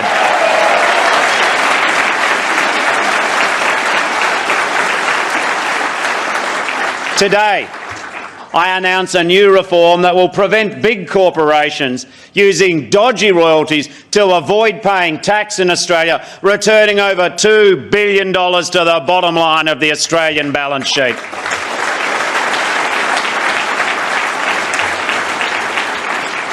Our economic plan is not about handouts for the top end and everyone else going back.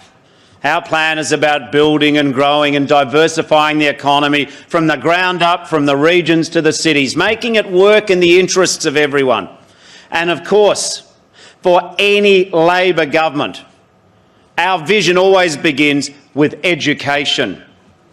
The world and the region that we live in is changing more rapidly than any time in human history. So much is different, so much is uncertain. But one truth is guaranteed. The best investment that we can make is in the potential of our individuals, and the future of our economy is education. Now, my mum was a teacher. She was raised in a Labor household. She knew the Whitlam words: liberate the talents and uplift the horizons of the Australian people. That is what education does. Liberate the talents and uplift the horizons of the Australian people. And this great national mission begins in the early years. 90% of a child's brain develops by the age of 5. Every expert, every smart country, every parent knows this. This is why, for 15 hours a week, 40 weeks a year, a Labor government will deliver universal preschool and kindergarten for every 3-year-old and every 4-year-old in Australia.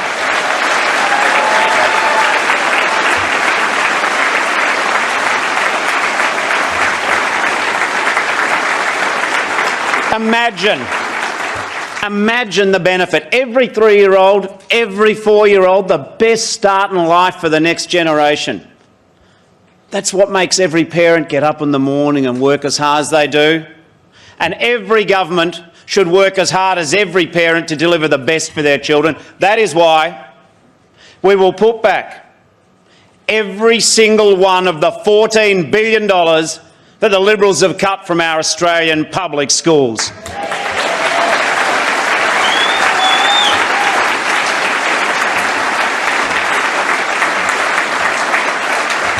We know individual attention from great teachers is not a luxury, it's a necessity.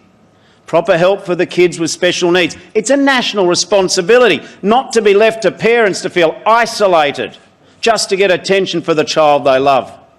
We know that languages, arts and drama, music and sport and camps should not depend upon the personal generosity or the fundraising ability of parents and teachers and cake stalls. A cake stall is not an education strategy. Putting $14 billion back, my word, that's a plan for education.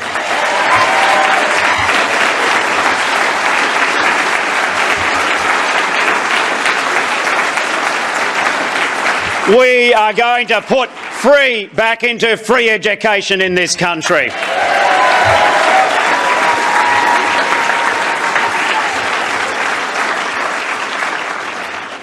And when you think about the importance of change in education and proper funding, it's not only important, my word, it's urgent. 9 out of 10 new jobs created in the next 5 years will require either a university degree or a TAFE qualification. So instead of pushing up the price of degrees, Labor will uncap places and open the doors of university to another 200,000 Australians from the bush, the suburbs and the working class families.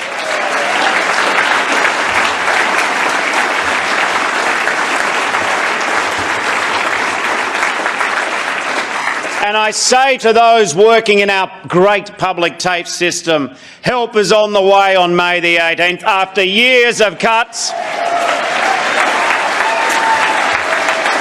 years of neglect, we are going to rebuild public TAFE in every sense of the word. $200 million to upgrade the TAFEs, 100,000 places where we pay the upfront fees. TAFE is in our Labor DNA and it is at the heart of our plans for Australia's future. I want your kids to be able to get an apprenticeship, and if you want to retrain, I want you to get that chance at a public TAFE.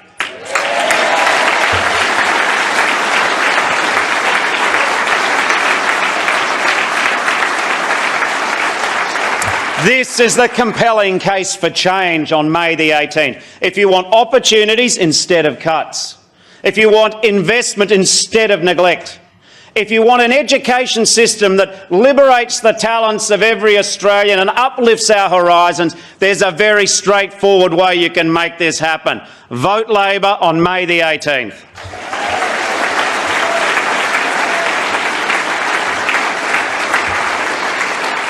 Friends, I think it is fair to say sometimes that we can overcomplicate politics, because in the end, what really matters most to Australian families is straightforward. If your family's okay, if your health's okay, then everything else flows from that. But if that is in jeopardy, everything else is difficult. So when you look at this election, one of the biggest differences and the sharpest contrasts is in health, is in hospitals, is in Medicare. Anyone who's rushed their child to a hospital in the middle of the night knows Australia has some of the best healthcare workers in the world. But years of Liberal cuts, not keeping their promises, forcing public hospitals to do more and more with less and less, they take their toll. Put bluntly, our emergency departments, despite the best efforts of the staff, are overcrowded and underfunded. They're not as safe as they should be.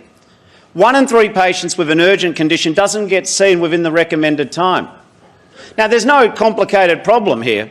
It's a simple question of dollars and resources. The federal government has cut the money to the states and is starving the system of resources. So today, I announce as part of our $2.8 billion Better Hospitals Fund that we will put $500 million to upgrade emergency departments to bring down waiting times right across Australia.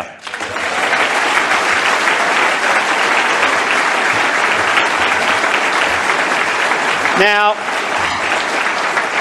when we talk of medical emergencies, we think of the wailing sirens and the urgent operations. But there is also a medical emergency, an epidemic tearing through suburbs and the bush. It's parents giving eulogies for their children. It's young schoolmates going to the funerals of their friends who they had no idea that they were doing it tough. It's communities hollowed out by grief. Now, we've made progress in shrugging off the stigma of mental health in this community, but the system is still too fragmented. It's still too hard to access. Too many young people are still falling through the cracks. Australia has to change this. So to start our investment in the next wave of mental health support, and I acknowledge the presence of Australian of the Year, Professor Pat McGorry here, Labor will put in $197 million to trial 4 new Headspace Plus centres, meeting more resources, more community-based healthcare for young people in Brisbane and Sydney and Melbourne and Tassie, and as those trials work, we'll roll them out further.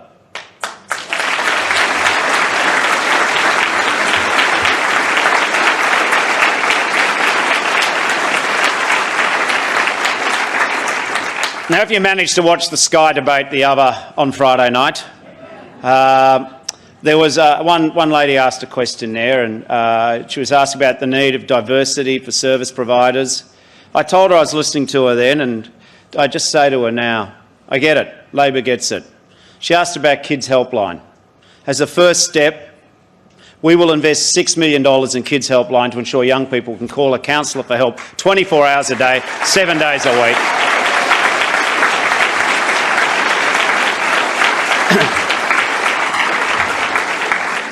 Now, all of us who've participated in elections often hear from the pensioners, the mighty army of 2.6 million aged pensioners, the people on the Commonwealth Health Seniors Card, and they sometimes feel forgotten as their fixed income is being undermined by the cost of healthcare going up and up. Quite often, when the ads stop rolling and the polls close, it is the pensioners of Australia who are left asking, what about us? Well, not this time, friends. This time Labor hears you loud and clearly. This time we are offering a generational change in Medicare for the pensioners. We are going to make sure that 3 million Australian pensioners and seniors can get overdue help looking after their teeth for the rest of their life. Pensioner dental.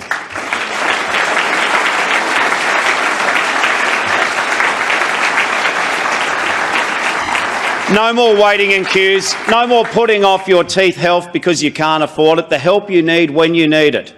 The legendary Bill Hayden is here today, a founding father of universal health care in this country.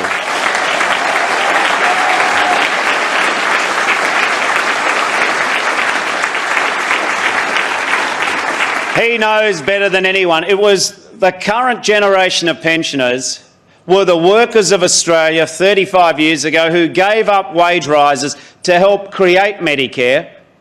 So this dental care for pensioners, the next step, because of the reforms we're making, is a small way of repaying the great debt we owe that proud generation who gave us Medicare to begin with.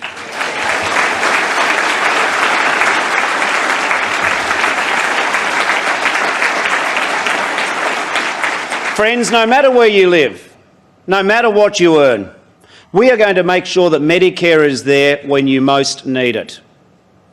It is a shocking statistic that 1 in 2 Australians will be diagnosed with cancer across their lifetime.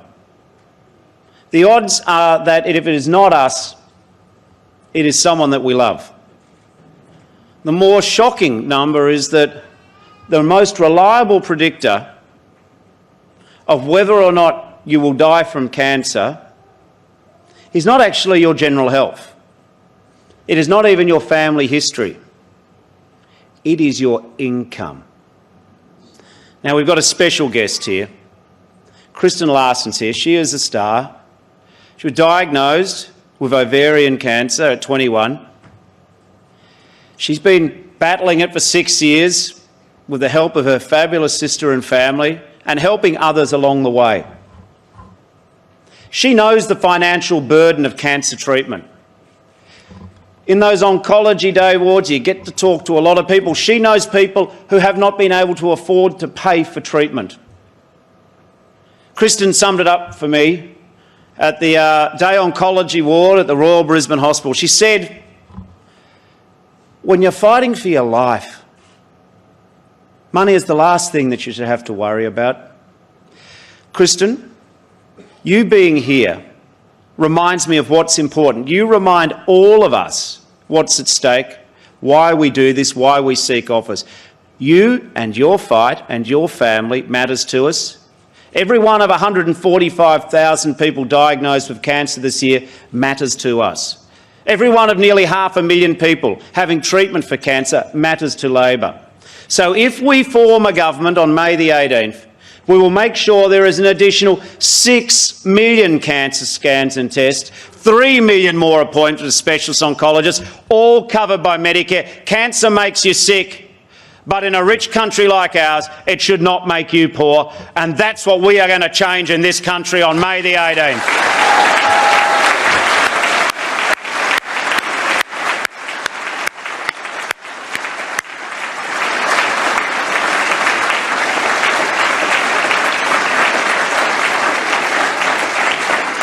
Now, I know that politics is a contested business. I understand neither side wants to give the other an inch at an election time.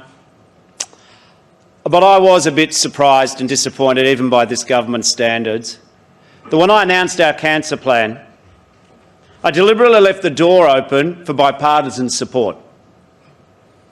The Prime Minister didn't even pretend to give it 10 minutes thought before he sneered that on one hand it wasn't necessary because the treatments people need are already free, and on the other hand he's argued that our plan would cost more than we said.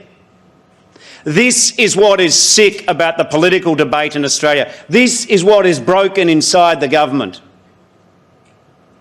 Whenever this current business as usual, threadbare policy mob are confronted with a new idea, a good policy, a clear plan, they always look for an excuse to say no. How often throughout this campaign have you heard the Liberals and Nationals say about Labor's plans, our initiatives for everyday Australians? They say Australia can't afford that. They say it while they give multinationals a free ride. They say that while they subsidise property investors to make a loss on their sixth house. They say that while they send tax refund cheques to people who didn't pay income tax. And they say it while working behind the scenes to spend tens of billions of dollars of tax cuts on the top end of town. You can only not afford a plan to help people with cancer treatment if you're spending it on other matters. This election's about choices. So please, before you vote, understand this. Every time you hear the Liberals say Australia can't afford it, what they really mean is you don't deserve it. They say Australia can't afford it. They mean you don't deserve it.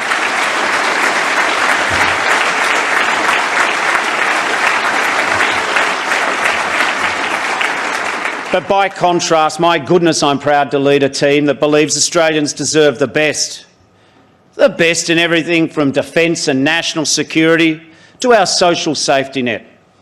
And when it comes to health, if you want shorter waiting times in emergency and in surgery, more hospital beds and more nurses, dental for pensioners, and new help in the fight against cancer, if these things make sense to you, if they matter more to you than protecting loopholes for the rich and taxpayer-funded welfare for the wealthy, if you think that your family's health is more important than a multinational company's tax avoidance strategies, then your decision on May the 18th is very easy indeed.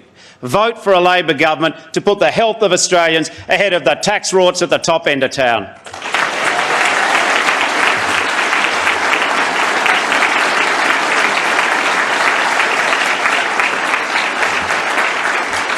Let me cast your mind back to the 2016 election. Malcolm Turnbull, a name you will only hear at a Labor event,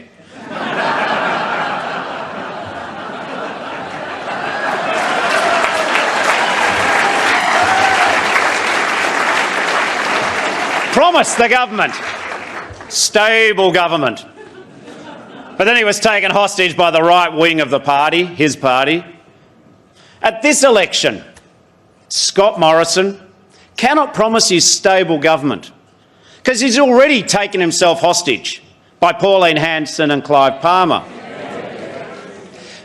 3 more years of this coalition of chaos would mean more years of delay and denial on climate change. On Friday night's debate, the other fellow, having spent his every day in the job arguing that pollution was going down, the Prime Minister was finally forced to admit that under the Liberals, pollution is going up. Yet he still has no plan to do anything about it. A decade of broken politics proves that half the Liberal and National Party simply don't believe climate change is real, and the other half just don't care when push comes to shove. I don't know which is worse, but I do know that Australia deserves better. In the next 13 days, our opponents and their vested interests will throw everything at us on this issue, find every excuse not to act on climate change. But I promise Australians, and I promise all of those Australians who want action on climate change, and I promise the young people in particular, but all Australians, Labor will stand its ground. No retreat on real action on climate change.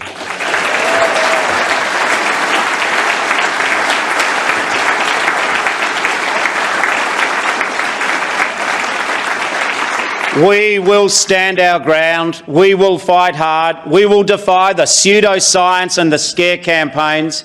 If we have the privilege to serve as the next government of Australia, I will not bring lumps of coal to Parliament for a laugh while temperatures soar and bushfires rage and flood and drought batter our land.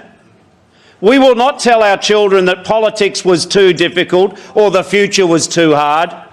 We will not say that we knew what was needed to be done, but we lacked the courage and the conviction to do it. We will build a renewable energy future for this country. We will cut pollution. We will help industry modernise. We will empower our farmers. We will rescue our rivers. We will save the reef and protect our precious environment. We will not run nor hide from the problem. We'll get on and do something about it. And on this issue, perhaps above all others, the contrast and the case for change is night and day, black and white. If you want to see real action on climate change, you need to vote for a Labor government.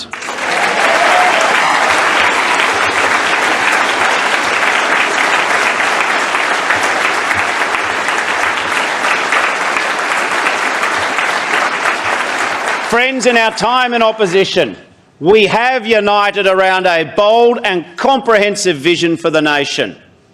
And the case for change, our case for change, rests on the great things that we're determined to do and achieve for our country's future. Everything from equality for women to getting the NDIS back on track. Our agenda is ambitious. It aims high. It aims as high as the people of Australia aim high for themselves.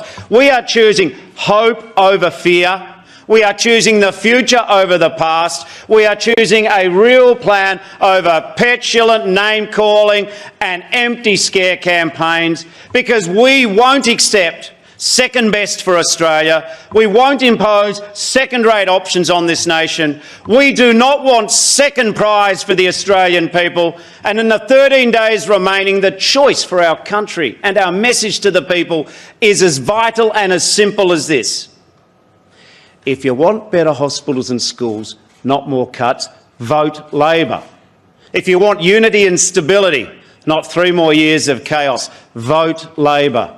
And if you want to tackle the cost of living and get wages moving, not more tax loopholes for the well-off and the wealthy, vote Labor. If you want real action on climate change, not more chaos and denial, vote Labor. So today, this is our case for change. We say proudly to all Australians, end the chaos, vote Labor. Vote for real change, vote Labor. Vote for your family's interests, vote Labor. Vote for your future, vote Labor. And for a fair go for all Australians, wherever they live, however much they have, vote Labor. Thank you very much.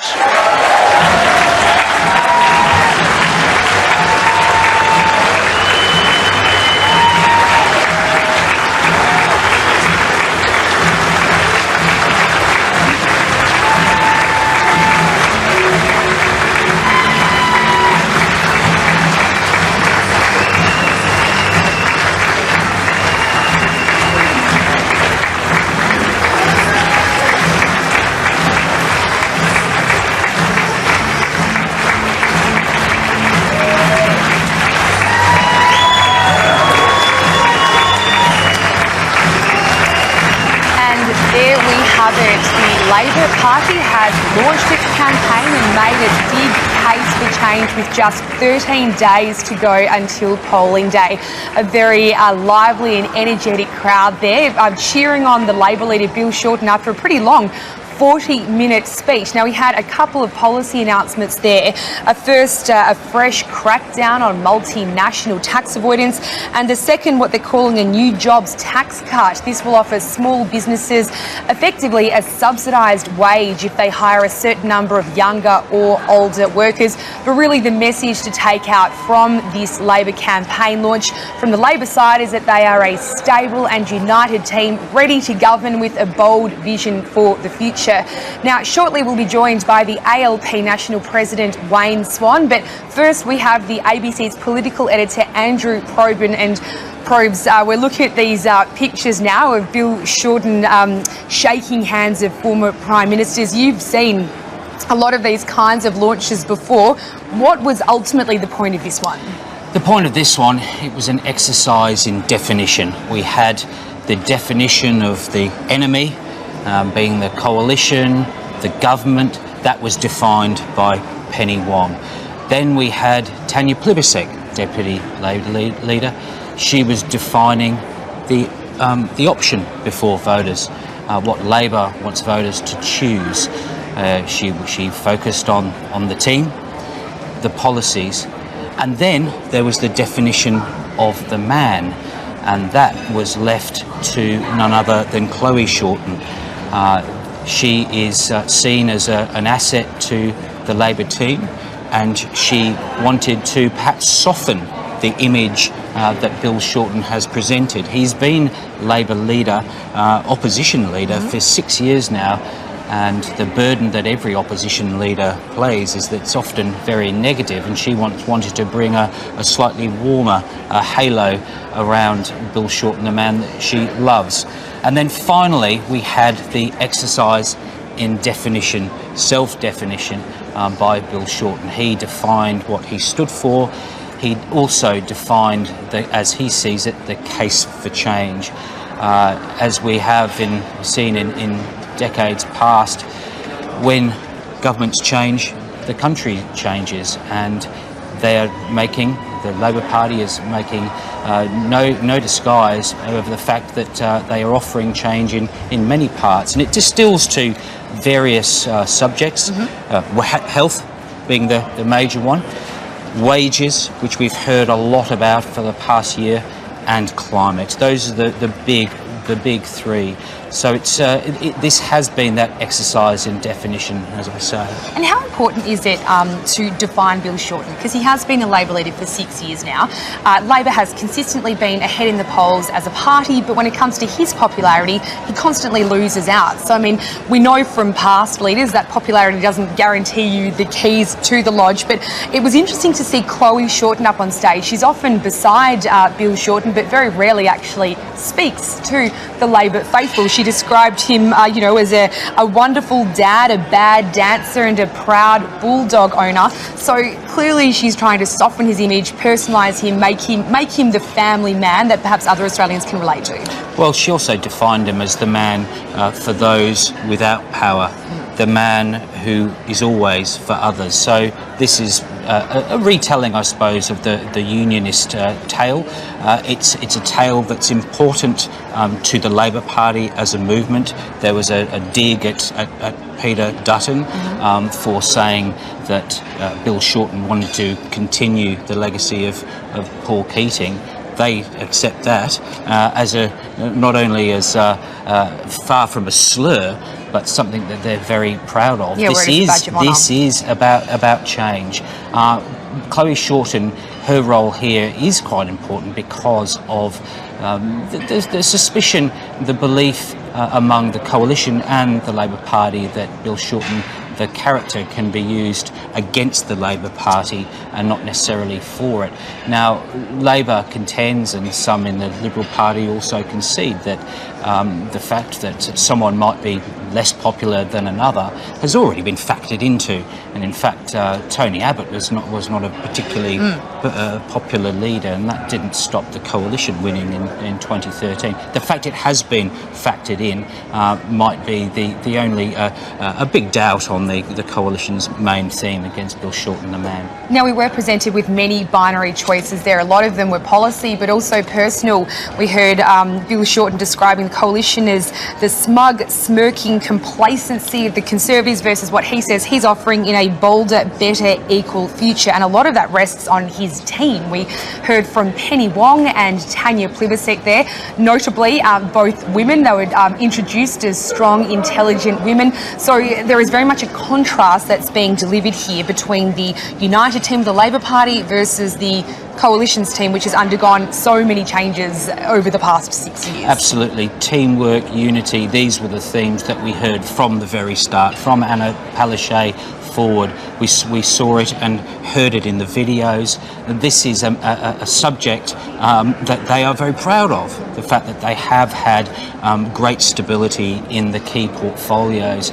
In naming some of those shadow cabinet ministers, from Chris Bowen to Tanya Plibersek, Penny Wong to Anthony Albanese, they're effectively saying this is the alternative government waiting. These are the ministers that you will have. The point being, of course, that we don't know, should the coalition win, who would be Human Services Minister, who would be necessarily the Jobs Minister. These are jobs that, portfolios that have been vacated. Yeah, with the number of coalition frontbenchers who are not recontesting this election, that certainly does leave some holes on the coalition frontbench should they win the election versus Labor, which almost has too many frontbenchers at the moment, and Bill Shorten's going to have to sort of thin those out. But we also saw unity, one of the key messages really.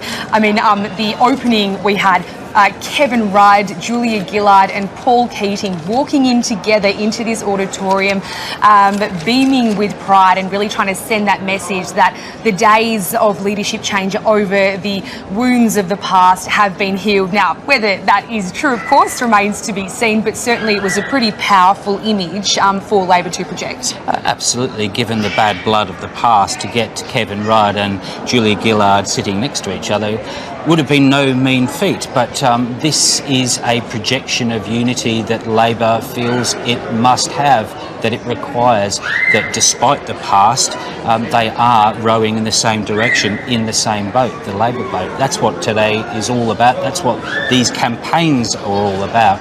And it is, this is also a deliberate contrast to the fact that next week, should we have the Liberal launch, whether that's in Melbourne or whether it's in Brisbane, it's very unlikely. In fact, I think it's almost assured that we won't have Malcolm Turnbull there watching as Scott Morrison takes to the stage, and whether or not we have Tony Abbott, well, that's yet to be answered. But that's a very deliberate contrast with the instability that we've had in the past 3 years, which also, it must be said, reflects the instability that we had under the Labor government. Yeah, now another key policy that Bill Shorten was very keen to talk about was climate change. Labor has an ambitious policy, and we know that no change can come without pain or cost. And during this whole election so far, we've seen the coalition really target Labor, accusing it basically of not being transparent with the Australian people, hiding its costings. But as we head towards the election this week, in fact, we're expecting to see the comprehensive costings for the Labor Party. What kind of risk does that present for the Labor Party? Do you think it's happening too late in the campaign, or have they deliberately chosen this timing? Well, it usually happens very late in the campaign, so should these numbers be released on Thursday or Friday, as Chris Bowen and Bill Shorten himself has said, well, that's actually relatively early. We know that on these binaries, and you talk about the binary on climate change, we've had the contrast from Bill Shorten of inaction and a lack of courage with courage and oh, hello.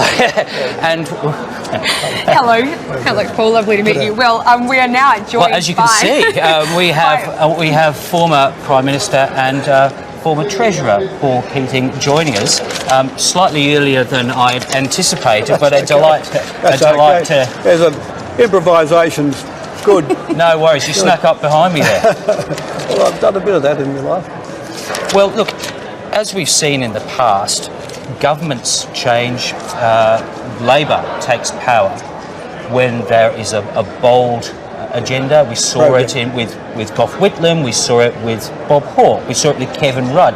But more importantly also, there has to be a mood for change. Are these preconditions existing?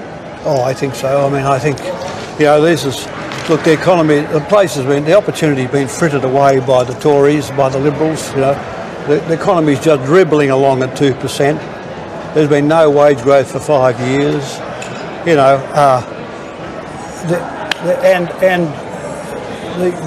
The whole sort of opportunity of the place has sort of been passed over. It's time for a renewal. I think Bill Shorten's speech today, speaks about the need for renewal and the propensity of the community to actually accept it. He's made the contest about the economy. You must be glad about that, or is it always about the economy? No, it's about the economy and society. The economy is there for society, But the Liberals have got nothing to offer. I'm surprised, how threadbare their program is. If you look, there is no panorama, there's no vista, there's no shape, there's no talk about where Australia fits in the world, as if China hasn't happened, And what's their plea? Trickle down economics and a tax cut 5 years away. They have such a poor opinion of the ordinary person. They think they'll sell their vote for a tax cut 5 years away. Well, God help us. Let me ask you about wages. Under Bill Shorten, we've heard today that he is promising intervention. We know that he wants to change some of the rules of the Fair Work Commission. He's promising to subsidise some workers, even workers who work in the private sector. Is this a good plan? Yeah, because look, we've got an enterprise bargaining system which has carried us through 28 years of growth, but it's not operating down the bottom end. There's not enough competitive forces out there for people in the bottom couple of deciles. Up the top, of course, we wouldn't have pattern bargaining in a fit, because you just get high inflation again. But down the bottom, where that compression's happening, what Bill's trying to do is sort of loosen up the bottom wage system, lifting the minimum wage up and the next two deciles sort of loosening them up a bit. That'll take a bit of time, but he'll be able to do it. It's going to take a lot of money too. No. We're looking at hundreds of thousands of workers who are going to have their wages subsidised by the taxpayer. Just take people on, the childcare workers. They have no bargaining power. If you're a person working in childcare, you have no bargaining power, none. So it's not even a revolutionary idea to lift their wages. Yeah, but some of them are working for companies that are making multi-million-dollar profits. Well, they're not paying them, that's the point. The companies are sitting... Look, what's happened, Andrew, is this. We've had just on 10 percentage points of labour productivity in 5 years. It's all gone to profits. Not a cent of it has gone to wages. It's all been retained on balance sheets. So your point is, yes, these people work for big companies, but the big companies are not paying. Wages growth has been 1.9% a year, roughly, and inflation's been 1.9%. So there's no real growth, but the 2% the productivity growth has just gone to the company's balance sheet. Isn't this a global story, Mr. Keating, where you've got economic growth is now showing up more in corporate profits and jobs growth, but not wages? This is not just an Australian story. No, but what do we do about it? Do we sit and watch people's real income decline? Or do we... Look, what we have to do is we keep modernising the economy. Look, we're going to see an economy that looks like this.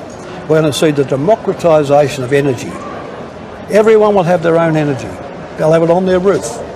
We're going to see a much more horizontal, collaborative world with the internet, with the opportunity for it. What we've got to do to give Australia a real show is let ordinary people, particularly young people, swim and adapt in the great new international possibility of the internet. So these are the challenges of income growth for Australia now.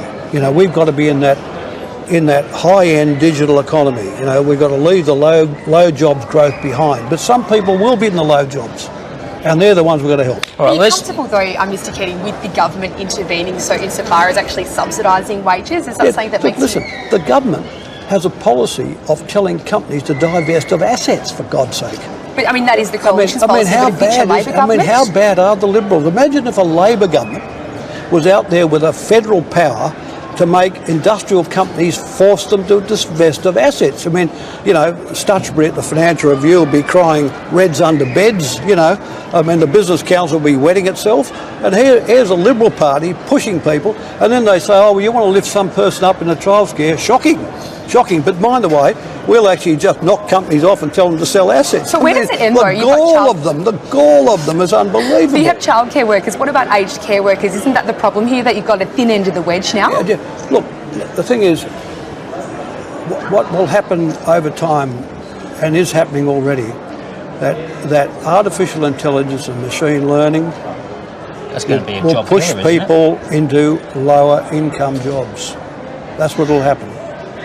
What government's got to do is try and lift their income in those jobs and their opportunities. Surely can't subsidise every worker, though. No, and why would you bother? Well, let's talk about superannuation. This is one of your favourite subjects. The Grattan Institute says that Labor, in pushing for an increase to the superannuation guarantee from 9.5% to 12%, which is where many superannuation experts want it, will cost wages. Oh, that is a lie. Why is it a lie? It's a lie because there's been no wages growth for 5 years, and there's not likely to be. So the only way, under Labor? The only way that people are guaranteed at least 2.5% of that 10% of labour productivity, which the companies are sticking to, is to have it paid by legislation under the superannuation guarantee from 9.5 to 12. Let's just back it up a bit there. You don't think that there's going to be wage growth for the next 5 years? No. What I'm saying is that the country has to return to wage growth, but the quickest and easiest way of getting 2.5 of that 10% of labour productivity that companies are sitting on is to pay the superannuation and pay it early. In other words, we've had a wages drought, and the way to break the drought is to pay it as super 2.5%. I mean, look, the Grattan Institute is bordering on the wicked. It's bordering on the wicked. Now, that's not an adjective I would throw around, but the Grattan Institute is bordering on the wicked, trying to rob ordinary working people of 2.5% wage equivalent in super. And the other thing is we get to 12% super. You know, when you get to 12% superannuation, we can guarantee that over a person's working life, they'll retire on 3/4 of their last week's pay at work. You cannot do that at 9%. Is that enough, though, or would you see it going higher than 12%? Is 12% the ideal? No, 12%. If you join the workforce at 25, retire at 65, and your fund earns 6.5%, 12% will get you there, but 9.5% won't. So we end up with a sort of a limping along superannuation system. And the obvious, and both parties, this is the key point, both the Labor Party and the Liberal Party have agreed to pay the 2.5%. But what Grattan and these people argue is they should unlegislate the increase. Okay, but we're in a low wage growth environment. Say wage growth is 2%, pretty limp. You mandate 0.5% increase every year for superannuation. No, it's not coming out of wages. That's the point. The company, it's coming out of the company profits. It's coming out. See, you've got to follow. You had an accord. Follow the bouncing ball. Labour productivity has risen by 1.9% for 5 years, just on 10. Where has that 10 gone? To the balance sheet of companies. So why wouldn't they pay 2.5% back? That's the point. Given the current political environment, online activism, would the Hawke-Keating period of reform have been as successful? Oh yeah. Big ideas are always winners. I mean, the Twitter sphere prospers when there are no ideas out there, you know. But once you shape the debate and you put the big ideas out there, like Shorten has done today, like Bill Shorten has done today, what it does it gathers followers, you know. You become the Pied Piper, you know. And when you become the Pied Piper, you pick up adherents. But if there's no Pied Piper, the Twitter sphere takes over, you know. All right, now let me bring up another subject. You've gotten 32 years ago, you invented the concept of franking credits, dividend imputation. It was extended by John Howard. It's going to be wound back by Bill Shorten. It wasn't extended by John Howard, it was abused by John Howard. Okay. Abused, not extended. He might not say that. Yeah, but he's not the guy that set it up. I did. Do you agree that the franking credits that some retirees now rely on are a gift that should be taken away? Absolutely, it's completely a gift. Let me just make the point. The whole point of dividend imputation, which I put in on top, above the Treasury, by the way, above the Treasury, was to remove the double tax on company income. So company income was paid once. What the Howard Costello change do was to make company income paid nonce. No company income. Dividend imputation was only meant to relieve the double tax so that company income was taxed once, not that it should not be taxed at all. What happens now is that company income is not taxed at all because the company income is gifted to the non-taxpayer. So the Commonwealth doesn't get the company tax it would otherwise get. So the Howard changes were, look, Costello and Howard had the money rolling in, they wanted the grey vote, so they abused the system by putting this gift in, like they abused the system by making these, in the end, unaffordable concessional changes to superannuation, which even the Liberals have had to fix. All right, but I suppose that's the cold hard economics of it, but you're a politician. How risky is this for the Labor Party? Because as we have seen, it's very difficult to take away what these Australia kinds of needs concessions. is a program of the kind that Bill Shorten has just announced, with a modest modest increase in revenue to GDP. Right? What the Labor Party is saying, for a modest increase in income to GDP, revenue to GDP, we will provide better hospitals, access to equity in health, access to equity in education, superannuation, disabilities, and that extra revenue is coming not from the ordinary person in the street, it's coming from these tax concessions. The negative gearing change, the change the concessional treatment of capital gains, and the franking credits. In other words, what Shorten's arguing is completely reasonable. He's saying, look, a modest increase in revenue, but coming from the tax concessions that should never have been there to give you a better country. Can I turn to coal? Coal. What would you do if you were still running this country when it came to coal exports? It's all very well us talking about our emissions, but what about what we export? Look, coal is the fuel of the Industrial Revolution 250 years ago. It's all over. You know, it's worth a hell of a lot of money to Federal Here's the Prime Minister walking around with a lump of coal. I mean, you know, coal's a fossil, and the problem is the Prime Minister's a fossil himself. He's a fossil with a baseball cap, but he's a fossil. It's a fossil that has also allowed us to build roads, to build schools and hospitals. What do you do? No, you're leading the country now. What do you do? It's great. What'll happen? The world will stop using fossil fuels. It's as simple as that. The cost of renewables has come down 90% in about 15 years. I mean, continental Australia is one of the hot plates of the world. You can almost fry an egg on any footpath or any roadway at any time in this country. We can produce here such an enormous supply of electricity from renewables that gives us that would underwrite the hydrocarbon economy. So hydrogen economy, hydrogen gas, hydrogen fuels. I mean, you look at the great continental divide of Australia and the fact that it has sun. This is the land of sun. So this is the place, perhaps first in the world, where renewables could be, you know, the primary source of energy. Yet we have the Liberals going back to Mr. Stephenson's steam train of 250 years ago. How do we replace the revenue, the giant revenue that comes from coal? It'll come. How you replace it? By producing hydrogen fuels, electricity, general energy from renewables, which are now cheaper by way of capital to introduce than coal. You know, the idea, only the Liberal Party could think up going back to the Stephenson steam engine of 1750 and wanting to build new coal-fired power stations. I mean, you know, they're just living in the past. Would an incoming Labor government... They're policy deadbeats. Absolute policy deadbeats. All right. Would an incoming Labor government have to do something to heal relations with China?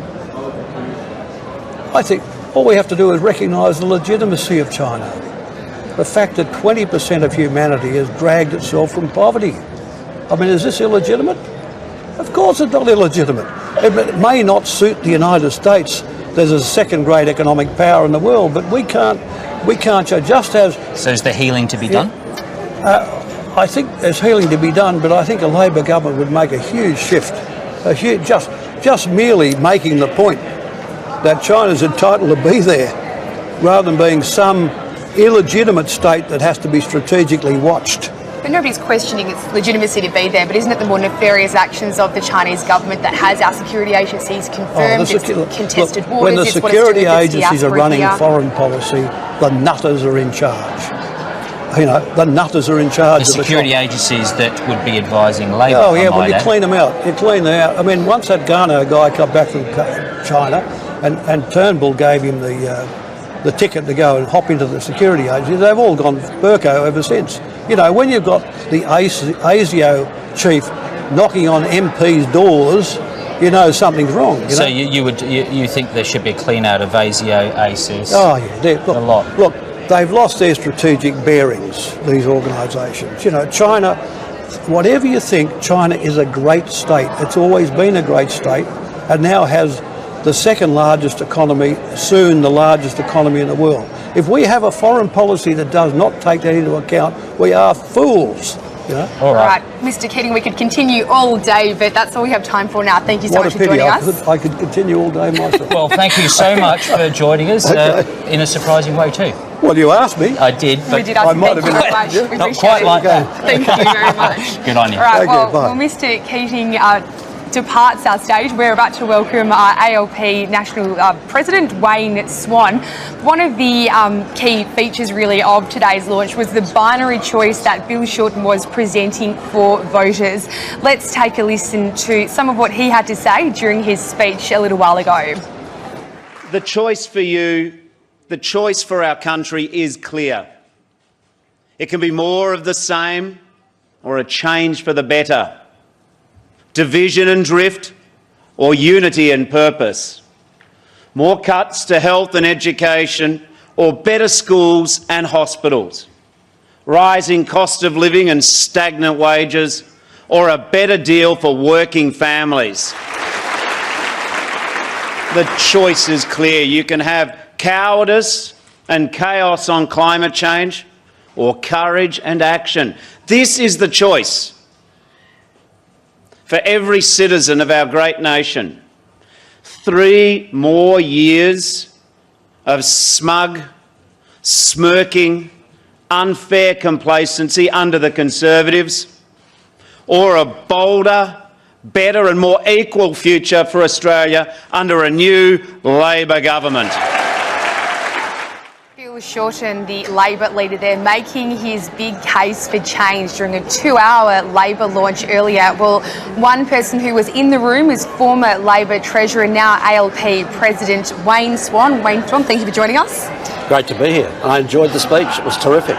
Well, you've seen many of these in various guises, as Federal Treasurer, as Deputy Prime Minister, and now as National President. What do you see the purpose of today in particular? Well, there's a really clear, stark choice between the Liberals who want to take us down the American road of the rich getting richer, the middle getting hollowed out, armies and working poor, or whether we go down the Labor road of creating prosperity, spreading opportunity, and how we do that. I mean, getting rid of tax loopholes, making the necessary investments in health and education, getting the economy growing, and looking at the importance of wages in the system and the importance of making sure that working people get a fair share. I've never seen a clearer contrast in an election campaign. You'd have to go back a long way. Now, do you support these interventionist policies when it comes to getting wages up?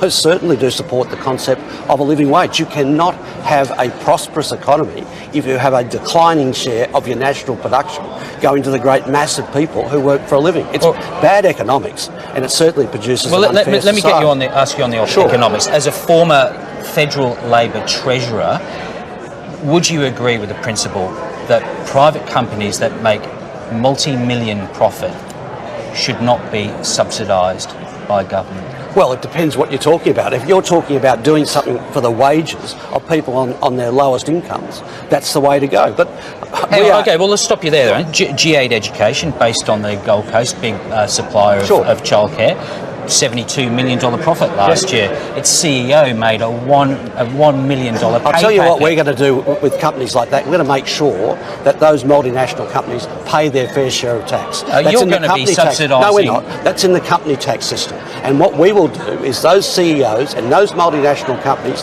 that are profit shifting out of this country, we're going to come down on them. Why don't you force them to pay their workers more? Well, we are going to fix the industrialisation system. We've already said that's broken. But in the short term, we've got to move in this system to ensure those workers get some wage justice. In the longer term, absolutely. But you can't fix up the industrialisation system overnight. We've got to move towards a living wage. We've got to make sure that collective bargaining works for all. And we've got to do something about insecure work. So we've got all of these problems colliding, if you like, and we've got to go through them step by step. And in the first instance, that measure that we're putting in place for the lowest paid workers in the country is absolutely critical.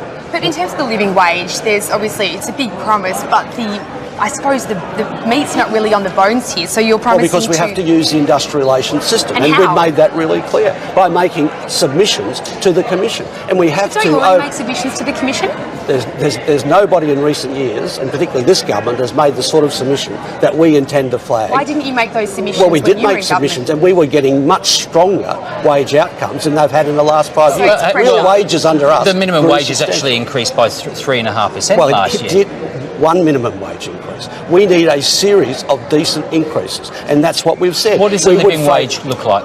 Well, living wage looks like something that's higher than our minimum wage at the moment. Well, it's $18.93 an hour, so what should it be, $20? That's what we're going to make submissions to the Commission about. But over time... No, well, I'm asking you what it looks like. Well, I'm not going to nominate it here. But well, why not? Well, because it's not my job. We've outlined the process. We think the minimum wage should be higher. The final decision will be taken by the Commission. And as we go through that process, not just in 1 year, but over a period of years, we will ensure greater wage justice for low-income earners right across our economy. That's what we'll do. But that will take time. In the case of childcare, there's an immediate crisis now, which is why we're using that measure. When it comes to the Coalition's main line of attack against Labor, it's that Labor cannot be trusted with tax that you are recklessly spending. But aren't you showing that? Last weekend we had a $4 billion childcare announcement. We will be the only party funding our promises in this election and putting it on the table, because we are going to make sure we get rid of those massive tax loopholes that these people have inserted into the system